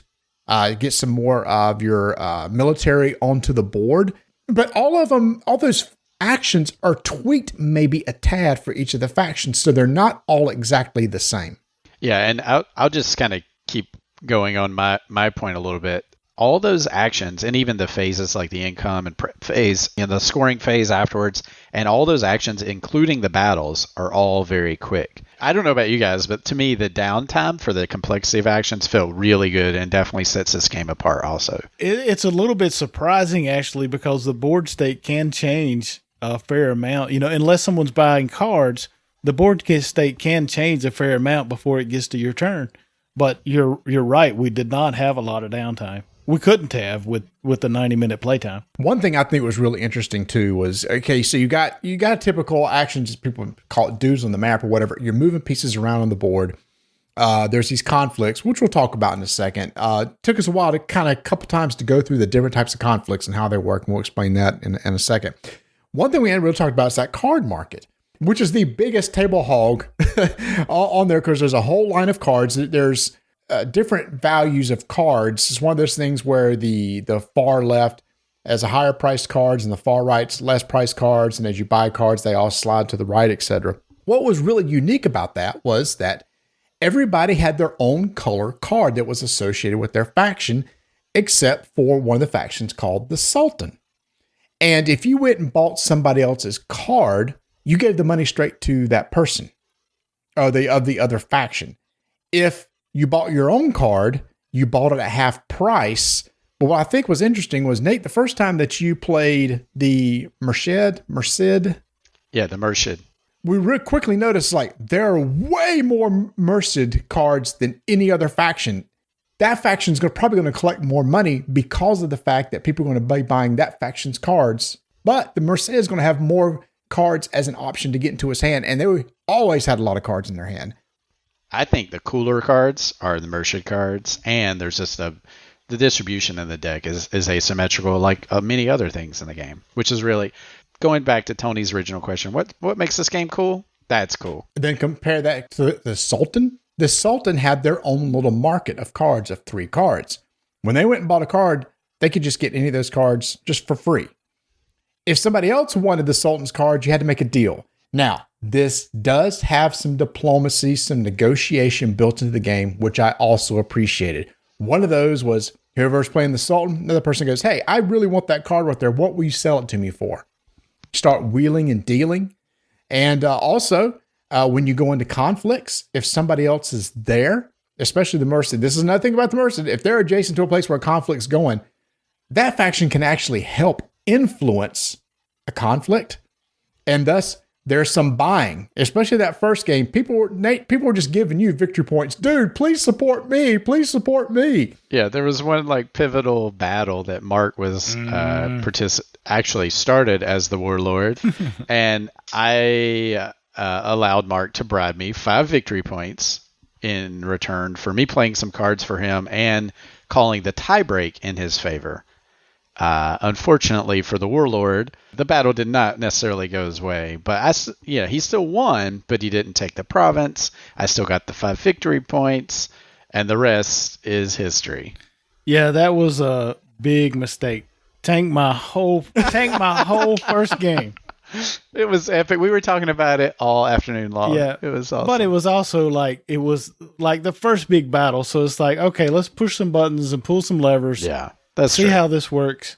And I probably shouldn't have done that. So in this game, probably one of the more complicated or confusing things for me was the difference between control and influence. And presence. I mean, some people completely overlook presence. He's talking about me. I totally misread a rule for playing Sultan about when they have presence. Yes, that was me. Because when Nate sat down and played it, he went, Marty, you do realize that these buildings that you can build, you have presence in this hex if one of those buildings there. I went, son of a gun. Marty at the end of the game was like, this faction's the worst. I don't get it. I don't know how they can do. Yeah. It is difficult to understand those 3 layers, Tony, for sure. But I think you explained it very well, Nate. It's like you can have influence in a region without having control, right? Yes. Okay. And that was the thing that you had to, with the cards, there were these influence battles, which could help various factions do certain things. And then control, you have an army there. Now I'm getting confused in my head. Are buildings control? Well, they're military buildings. Military buildings. Yeah. Wooden pieces are control. Was the way that it took us a while to get there, but that was our easiest understanding. Your faction colored wooden pieces were military, including discs and buildings. And established control, therefore. Anyone who's played coin games are like smiling right now because this is like kind of a pillar of coin games, I believe. Like control and presence, influence, different layers, basically. What was so important about influence? Because the factions I played the Warlord and I played the blue faction, the Kafil, I forget. Caliph, I believe. The influence didn't matter to me that much. What was the key about the influence other than negotiating or controlling ties? What was it? The Merced and the Sultan factions' objectives relate to influence. The best way I can kind of describe it is, and part of what makes this game so great is it's an area control game, but there are 2 layers. You have your standard control layer, which is like dudes on a map and fortresses and castles, but you also have the influence layer that overlays that, and it's equally as important to 2 factions. And establishing control of influence over areas gets them victory points, just like control does. It's a little more difficult to kind of grasp, but equally powerful. Mm-hmm. Because if you had influence and no one had control, then you could do something in that area. Well, it's asymmetric. Like different factions could do different things. Right. But for the Merchant, it definitely gave them a lot of power. And in that first game, I established influence over a wide swath of the land, pretty much uncontested. Kind of, we all learned like, okay, influence is super important too. Well, that's the asymmetric part of the game, right? I mean, the influence is important to the Merchant because they're going to get points. And it's easy to understand the Warlord, all you have to do is spam pieces on the board and hold spots, to get control. And it seemed like the blue faction, they were about control, but they were about control by buildings. And that's how they got their victory points. Right. But the Warlord, the victory points were only if you were sacking and pillaging and destroying. You get both. But that was the majority of the points. Yeah. Yeah, so that's kind of the 4 different factions. Now, one that we're talking about is the Nomad, and the reason why we aren't talking about it because that only comes up in a 5-player game, which I am really jonesing to play a 5-player game because the Nomad has access to all these mercenaries that he can then give to people. And in the end, the mercenary, I think one thing ways they can generate victory points the Nomads is to turn in money for victory points. Yeah, so you want people buying your mercenaries, which are very important because they'll help you win the battle. So you're looking at the warlords, or you're looking at someone trying to keep the warlords out. I've got a Crescent Moon joke. Are you guys ready for this? All right, let's do it. Man. All right. The Sultan walks into the bar, and the bartender says, "What's wrong? You don't look very happy." What did the Sultan say? Nomad. Yeah, you can edit that one out. I thought it was going to be this really good joke. I didn't know what he was making all the time. Well, your standards were way too high. Oh, wow. So I talked about earlier about the different types of contests. There's combat, there's influence, and both of them have some of the same ways that you're going to go into it. Those cards that you bought earlier that I talked about, some of those provide you benefits when you're in combat. Maybe they boost your attack strength, or during an influence contest, they boost your influence. And both the attacker or the defender or the supporter or defenders for the influence can play cards. And there's ways you add up the influence of other pieces that's in that area. And the person with do you have to exceed? I guess it depended on who was the attacker, who was the defender. Yeah, typically attacker wins, but the merchant can always break ties if they have influence nearby. So that throws wrinkles into the whole system. Right. But what I was going to say is once you go through a couple of these contests, again, it flows really quickly. And it's very deterministic. The only thing you really don't know is what does my opponent have in his hand of cards that could help them. I also liked some of the cards too, in that some of them were like, I'm going to call them instants. You play them and then they go away. But some cards, when you play them, they're on the table. And when you use them, you tap them, which is great. But you don't get to use those cards again until the beginning of the next year. And then they reset. So I really like that too. So you might go into a battle trying to get your opponent to use the cards that are on the table that you see, knowing it's like, please use them because I'm going to do another attack right after this and you won't have access to those powers anymore. Yeah, and I thought the combat system was great. It actually reminds me of another game we haven't talked about yet, Game of Thrones, where you have a hand of cards, you secretly select one, and the combat strength is like, everybody knows what the fixed number is. It's just down to what cards you each play. And then, like to Marty's point, trying to bait out some of those powerful cards for a follow-up attack, and then you get some of the cards back. This is a really cool system. And also, like, baiting out, you could, some of the cards were, I don't remember exactly what, but characters, basically, they were people in your hand. Those were the ones that would come back. But there's also assassinate cards that you can play to knock those out of people's hands permanently so they don't get that back. so often the merchant player is playing into it. So you have like 3 different people playing for different sides. It's just, yeah, I really love the combat in this game. Again, it's one of those things that when you read it, you go, oh, what's going on here? Walk through it a couple times, and then honestly, eventually it does become second nature. I also thought it was really cool too. I was going to ask you the reason for this. So at the end of the first year, everybody has what they call first year scoring objectives. You only check for this once. At the end of the first year, if you've met certain objectives, you get victory points. I was wondering, why do they do that? Because in both games we played, all of us always got our first year objectives. And I started wondering, do you think maybe the reason why is because those first year objectives kind of put you on the path of the way that faction is supposed to be played so that you're kind of set up for the next 2 years? I'll jump in, and I think absolutely. To me, it was clear that in complex strategy games, the most common playtester like complaint is, okay, you taught me how to play. What do I do? First turn, like, I don't know what to do. And so you want to leave some breadcrumbs, in my opinion, to guide a player into things that are beneficial, especially with asymmetric factions, but that also kind of give them some flexibility in how they accomplish that. And I think Crescent Moon does a stellar job of doing this. It says you need to do this, this, and this. It doesn't tell you how to do it, but it tells you by the end of turn year 1, you should be doing these things. And we all did them, and none of us had that problem in very complex games where your first turn or two sets you back so far, you can't compete later on. None of us felt like we were out and hopeless, right? The whole time. Right. It's one of those things that after the game was over, I just started thinking, what was the whole purpose of the first year scoring? Because none of us had any issue of doing it. None of us barely scraped by. It's like it was pretty easy. And then I started realizing when I went back and looked at the first year scoring objectives that they really do set you up for success in the next 2 years. Yeah, I was, I kind of took it personal though. I was like, okay, I figure if I don't have 5 spots by the end of the first turn, you suck.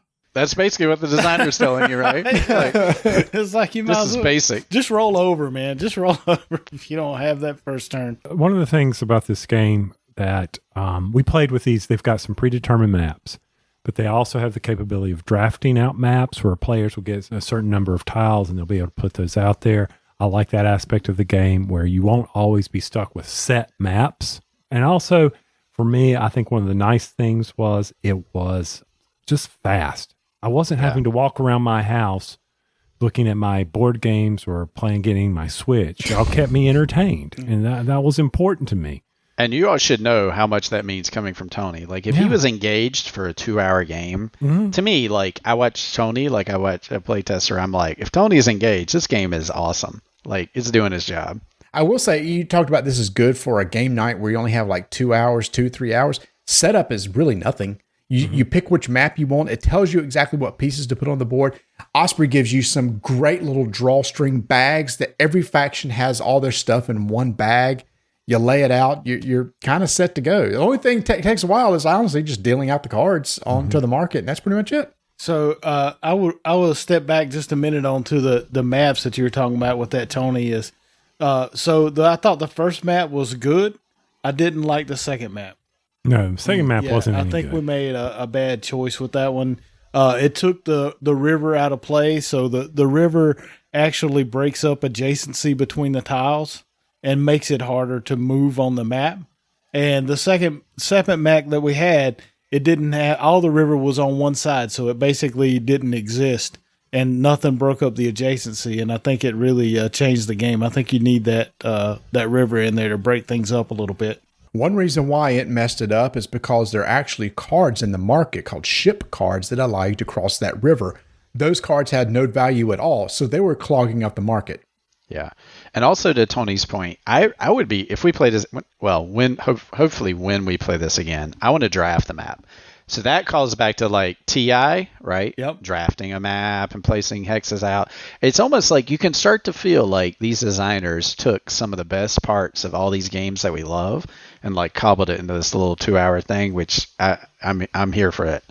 But yeah, the drafting the map hexes and having modular maps is so cool. And in fact, I talked about how small the map was. On a 4-player game, the map size is only 13 tiles, 13 hex tiles. That's not a lot. I hadn't thought of it, but Small World actually it makes me feel like Small World, where I can't get away from you guys. You're on top of me, like, and the interaction is like knives in a telephone booth almost. Like it's very tight. And I can't stress enough the fact is there is negotiations. If you're going to play this game, come in playing to talk to people to help you out. Hey, dude, look, could you help me out here? Especially the mercy. That's what they're all about. You know, it's like, it could be, look, please don't come over here. Do not come attack me. Can't you see what this person's getting ready to do over here? We need to work together towards that person. Again, that reminds me of Cuba Libre, because you could see when one person was starting to run away from it, the other three factions go, okay, we got to reach out and pull this guy back down to us. And I think the same thing happens with this game. And the game relies on that too, right? Like, you need to be able to recognize who's kind of ahead or who has a dominant position, try to knock them down. And also you have to negotiate with folks. And so that might be a good point, is like people who don't like those kind of games that have negotiation or where you have to knock the leader down to size and it relies on the players to balance the game almost. You know, if you don't like area control games like that, you're not going to like Crescent Moon. And I talked about the scoring. I do want to emphasize too that after every year there's a scoring round. So every round you're going to be scoring. And every round, you're going to be constantly looking at your faction sheet. So how do I get points? There are lots of ways to get points. There's primary ways to get points. There's secondary ways to get points. And you're just going to try to do the best you can with those. Also, all victory points are face down. So unless you're really good at counting what other people get, you really don't know how you're going to do till the very end of the game. So here's a question for everybody. I loved this game so much. I can't stop thinking about it. I want to play 5-player so bad. We need to get our buddy Bert together and play the 5-player game and see how this works. Root has been one of the hottest games in years. It continues to sit there on top of the BGG hotness. It's going to get compared to Root. If I was to put both those games in front of you right now, which one would you prefer to play? I would play Crescent Moon. Reasons? Mainly because I think I know how to play all the factions in Crescent Moon, and I'm not sure I know how to play any of the factions in Root. Yeah. Okay. I think Mark's onto something. I'm not I like Root a lot, but I'm not sure why. But that game feels harder to learn than Crescent Moon and feels longer than Crescent Moon. I don't think it's that much more interesting. Like, I think they might be equal interesting. Crescent Moon might be easier to learn and might be quicker. If you compare those like apples to apples like that, I would take the quicker and easier to learn one. Yeah, and the quicker gameplay also would play into that. Yeah, play it quicker than Root. I also feel like Root lacks a little bit of the multiple layers of area control like Crescent Moon does. It does some different things with asymmetry. I really like what Cole Worley did with Root, but he definitely kind of I think got rid of some of the complexity of coin games that Crescent Moon necessarily doesn't. One thing I do like, I think I like combat better in this game than Root because of the dice rolls in Root. Yeah. That's just another random thing that you have to deal with in combat. Like I said, in combat here, aside from what, you may not know what is in your opponent's hand of cards. Well, you might. Again, if you can keep up with people been buying, you might know what's in their hand and make kind of a good idea. It's like, well, if I go into the battle with this person, I think I got a good chance of winning. Whereas in Root, it could come down to a dice roll. Yeah, I like playing the play. Like, we had a few key combats where it was like, is Marty going to play the siege engines or not? And you're playing the player at that point. It's down to who can bluff one another the better or strategize better. I don't know. It was much more interesting to me.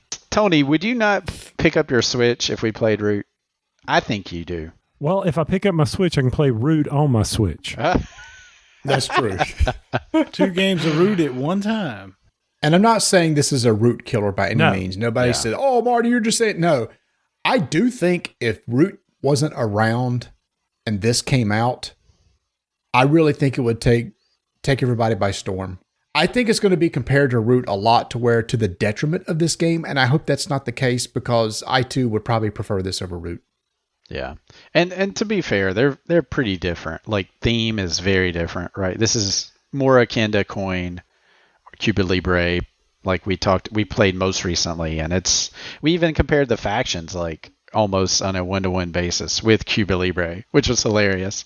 That's right, because the Sultan I kept saying was it's green, Yeah. which is like the Syndicate in Cuba Libre.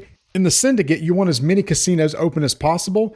In the Sultan, you want to build as many towns and cities as possible. You don't care whether you have it. You don't care whether you have influence. You just want them there because they generate money. But the thing is, like the casinos in Cuba Libre, if somebody else had control there, they would get money from your buildings. Right. So you got to be careful. It's like, crap, if I put a building here, they're going to benefit from it, too. Y'all have got to teach me how to play Cuba Libre. Oh, you haven't? I forgot you haven't played. No. I'm sorry to pour salt in the wound. No. I need to learn, though. I need to learn. So if Tony will have us back to his place, that's a perfect.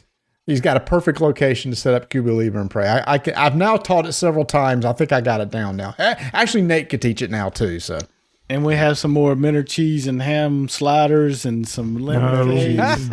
No, we can't. We can't have Minter cheese because Nate doesn't like Minter cheese, so we're not going to. That's right. He So we're got not going over to do it. that.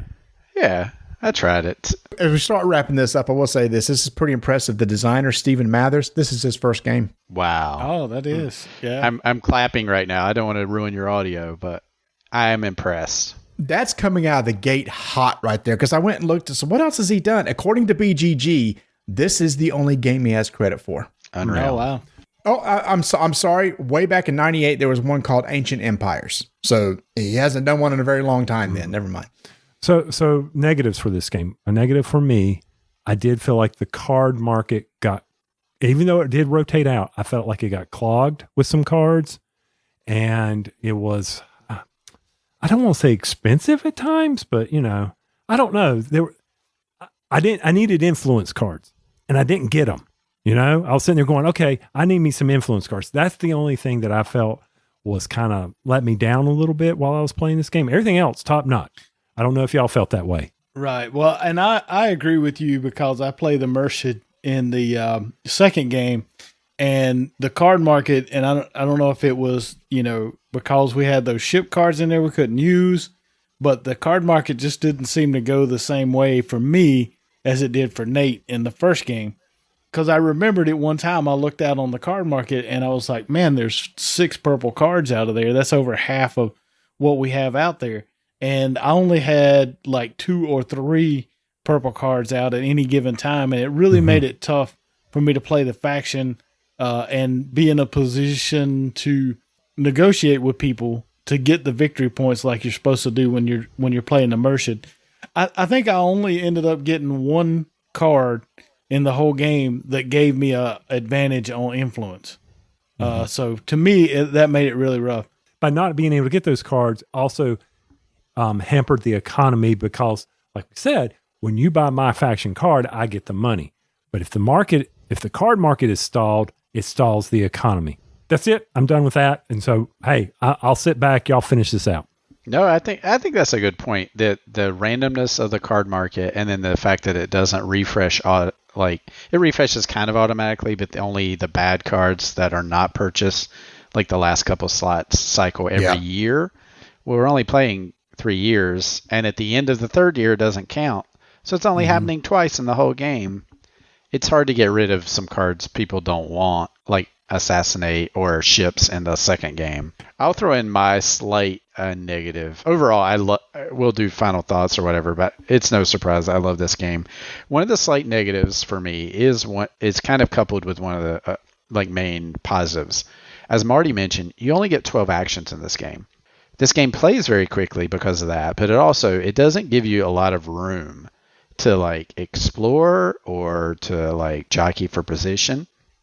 So as you guys found out, yes, I won both games, but I won by being super focused, and every action, gave me victory points and counted. I didn't have time to spar with Mark over here if it didn't give me victory points. This reminds me a lot of TI. Competitive TI, you can do a ton of things in that game, but there's actually only a few things you should be doing kind of to get you victory points to win the game. And so if you're not doing those, you're kind of losing a little bit. If you're fighting a battle that isn't giving you victory points, you're losing victory point. You're losing position. And so this game is very tight in the action economy and doesn't is a little bit unforgiving. If you waste an action or two, that might cost you the game. In theory, you could play that extra year. Yep. But I really love the time of 90 minutes with 4 players with 3 years. But I 100% agree with you, Nate. In the second game, the last year, I had something I really, really wanted to do. I just didn't have time to do it. So it's like, it has something to do with Tony. Tony was he was kind of down there playing as the warlord, and I wanted to break up his spaces because there was something about me playing as the Caliph. I've got some points if I got some extra spaces or something. It's like there's no way I can recruit. There's no way that I can move down there or get the cards I need in time. So I kind of had to pivot and change. And I've been sitting there thinking, man, if I had one more year, I might could do it, but that would make the game longer. And that's a tough negative because that's part of the delicious decision making that this game forces upon you. That's awesome, but it can feel a little punishing sometimes with that 12 turns. No, and I can remember too, being okay. I can buy this card, and then I can move into this space, and then I can build up, and then nope. That's the end of the year.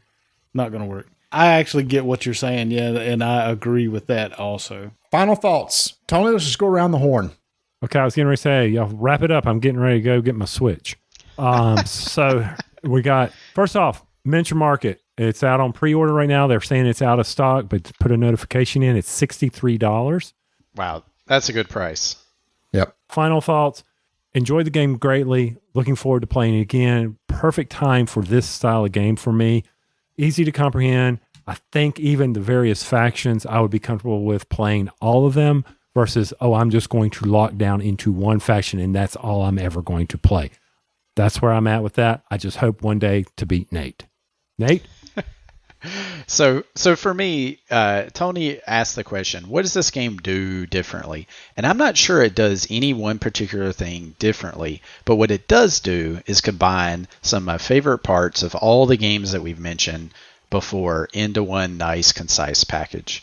And it has that quick play time. I can play it on a weeknight. It combines the best of Chaos, maybe not the best, but some really cool parts of Chaos in the Old World, Cuba Libre, Game of Thrones, Pax Pamir. It's just got a smattering of awesomeness, and I love it. It's great. I want to play it again. For me, it's always play. If someone walks in and they're like, "Hey, I'm ready to play Crescent Moon," I'm ready to sit down at the table. I am looking forward to trying it with a 4-year, 5-player variant. I want to give that a shot, and I will sit down and play it as long as I'm the warlord. Wow. Just completely opposite of me. So basically you Right. spent the last Yeah. seconds of your time just calling dibs. Right. Yeah. Yeah. Just calling dibs. Warlord, dibs. For me, final thoughts are, like I said, ever since I played this game, I can't stop thinking about it. And when a game just sits in my mind, it's like, I want to play again, then it's something that meant a lot to me. Nate, you made a very good point. Does it do anything that's super unique we haven't seen? No. But it combines mechanisms from other games and puts them together in a nice package. The components are amazing, thick tiles. We got the nice wooden pieces, so it looks nice on the table. For me, right now, it's definitely in my list for Game of the Year. Easily. I haven't played any other game this year that has blown me away as much as this one has. I know we still got some time to go, but I bet it's going to be in my top 3 for Game of the Year at this point. All right. Well, guys, we really appreciate y'all coming on for another Scurry Report. Hope you don't stay gone too long. I hope it's not me getting you more food to make you come on. I just hope you eventually show up and play some games with us. I'm sure we've got some other ones coming up here for Rolling Dice where we will need expert opinions, good opinions, definitely opinions better than mine. So once again, thanks, guys, for coming on out. All right. Thanks so much for having us. Yeah. Thanks for having us. Appreciate it.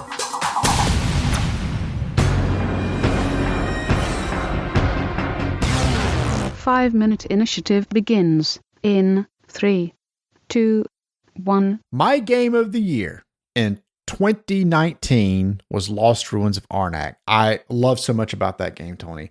I love the little bit of worker placement part. I like the little bit of the deck building mechanics. I love the fact how there were these 2 different types of cards. One you could play immediately. One goes on the bottom of your draw deck. There was a lot of little tweaks in there that I really, really like. an expansion came out for this, and it's like, okay, I've got to try to get this expansion. It actually came out last year, but the expansion was so popular, it took us forever to get because it kept selling out, but we finally got it, Expedition Leaders. And the big change to this, Tony, is each of us plays as a unique character with their own unique starting cards and unique abilities to play during the game, which to me just elevates this game even more. That's right, because it gives you different objectives other than just running up a track and doing exploration. I will say this about the game, Lost Ruins of Arnak, I don't want to say it made me feel flat, but I didn't get it. Mm-hmm. But after putting the leaders with it, I'm like, okay, I like this game a whole lot more than when I played the original Lost Ruins. And you and I have talked about this. We talked about this on the other show where you were like all gaga over, and I'm like, yeah, it's okay. Mm-hmm. But with the leaders, I was like, okay, this is very interesting. Mark's over there doing his thing, and you're doing your thing, and I got my thing going over here. But I'm liking how it's all coming together. I like how I'm able to change some of the tactics based on what you're doing. Never felt that way with the original game, but that's okay. It's a great game. So yeah, like one of the characters being played had this special briefcase where they could get some artifacts and put them in there and then buy artifacts from there, so they had access to more artifacts. There was one that had a falcon that basically every turn it moved along a track, and anytime you could recall the falcon, and the further it is on the track, it could actually bring you back things, some resources and stuff. I was all about collecting a lot of money. And then there was the Mystic, which had this whole concept of like getting...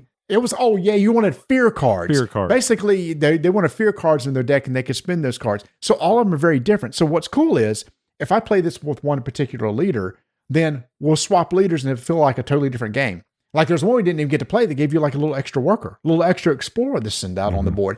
And the track on the right of the board where you're moving up your investigation and tablet tokens up a tree, they give you another board that you can put on top of the original that has different paths on there. So that side of the board could be totally different too. So that's another thing that's added in the expansion. The other concepts they changed was the round tracking and how it would cycle through the deck. Remember how you would clear out you'd move that little token over? Yes. Yeah. And it would help clear out the deck. It helped recycle the deck. And that is big. Yeah. And so what happens is you actually have more access to cards because they're cleared out more often. Mm-hmm. Yeah. You go through the deck of artifacts and items a lot quicker than what you normally do in the regular game, just because of how the end of the round is refreshed. Instead of clearing out one card on either side, you clear out two cards on either side. So for me, I think one of the things CGE should do here is box them together. Eventually, or maybe release another really solid expansion, one that adds maybe a lot, and then do a big box of both. Mm-hmm. But yeah, if you are a fan of Lost Ruins of Arnak, to me, you need this. I will never play this game without using the leaders. Mm-hmm. And if I were to pick it up because I enjoyed it so much more, I would order them both. Oh, 100%. Maybe your first game, just play the base game. Everybody has the same starting cards and same abilities. But honestly, once you get beyond that and you play this game a few times, leaders is the way to go. And then you got that extra sideboard that you have different sides that you can play now. And you got two sides of the map, the main board that you can do. So a lot of variability in this game to every time you play, it might feel a little bit different. I'm glad we got to play it. And I'm glad that you have a higher ranking of this game now, or how I feel about this game just with the leaders itself. So y'all, that's a selling point right there, right? Regardless of what you thought with leaders, this will probably elevate it. I liked it. I liked it even more. Tony was okay on it, but leaders made it something that he really enjoys. So this is Lost Ruins of Arnak. This is the expansion Expedition Leaders, designer Elwin Min from CGE. 5-minute initiative is complete.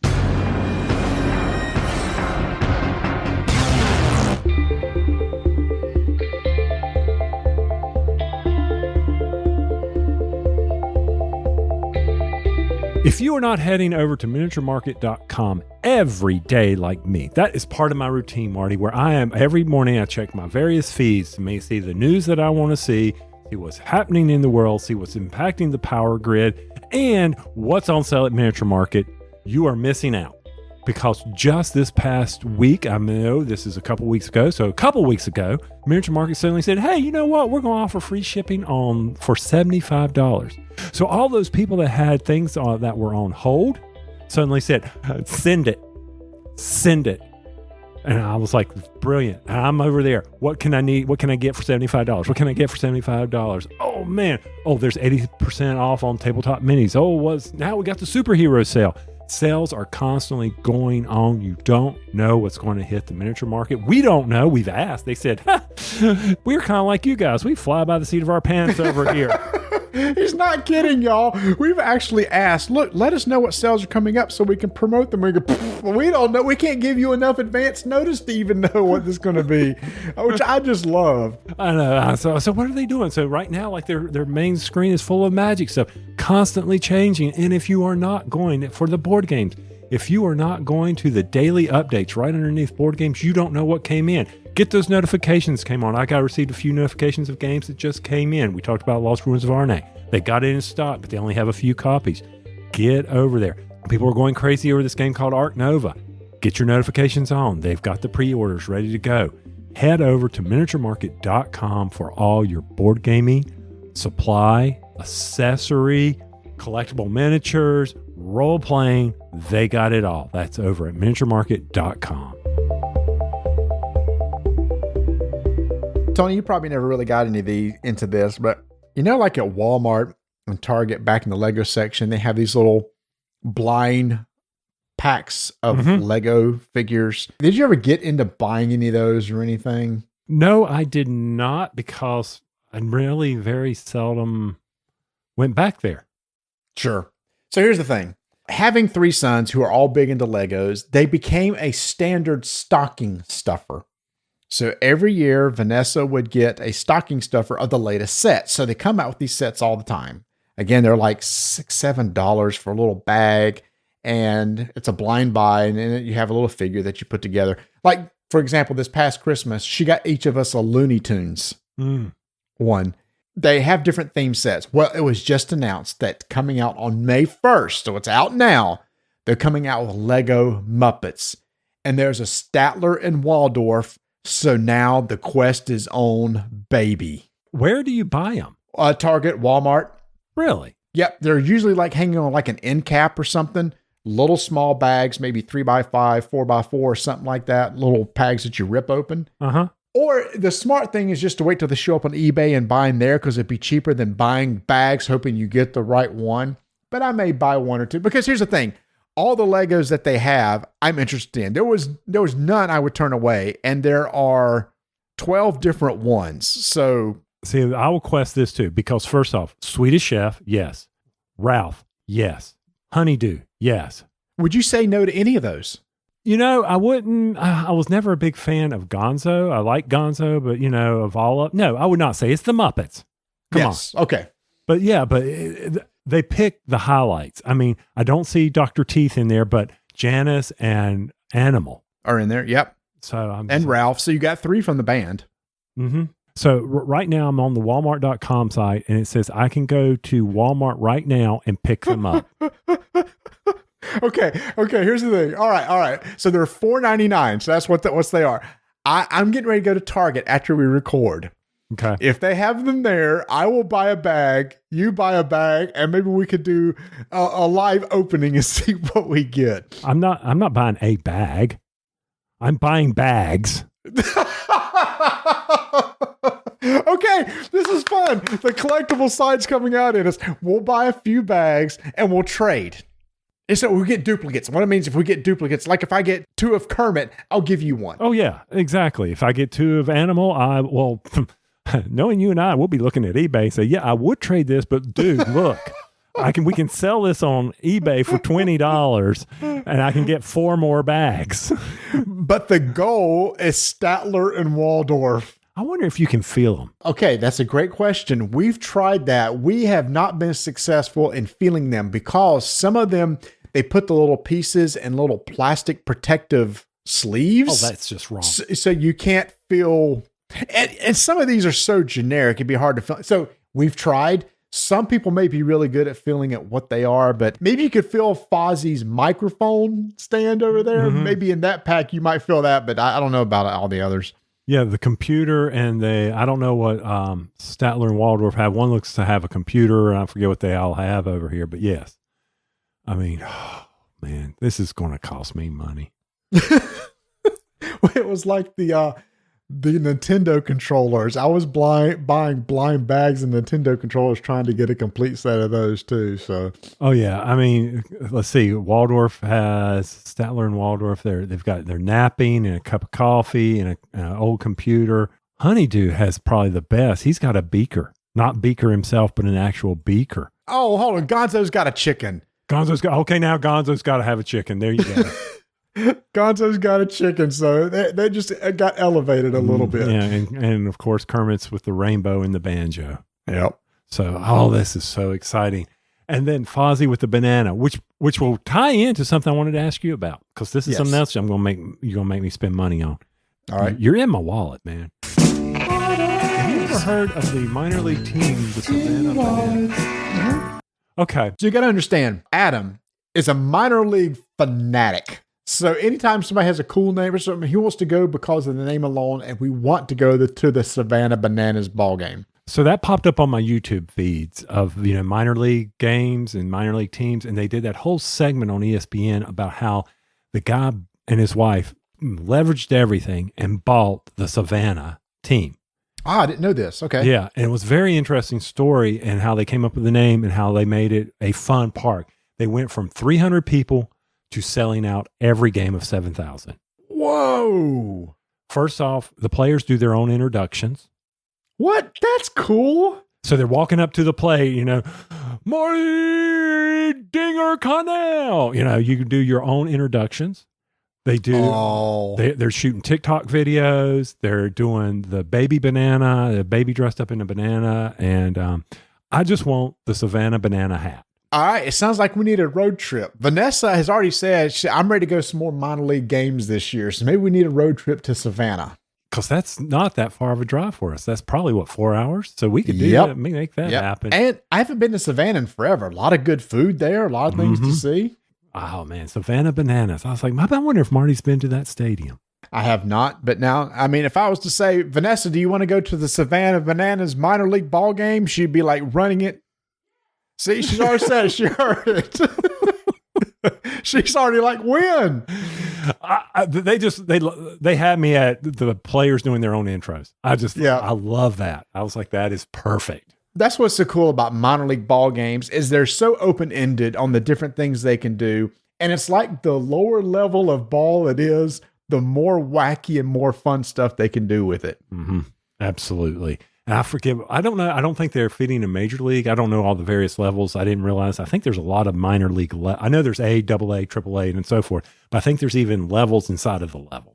There was a big change several years ago. A lot went independent. Yes. A lot of teams lost their affiliation. That hurt a lot of teams actually here in North Carolina, losing their affiliation. So now they're part of an independent league.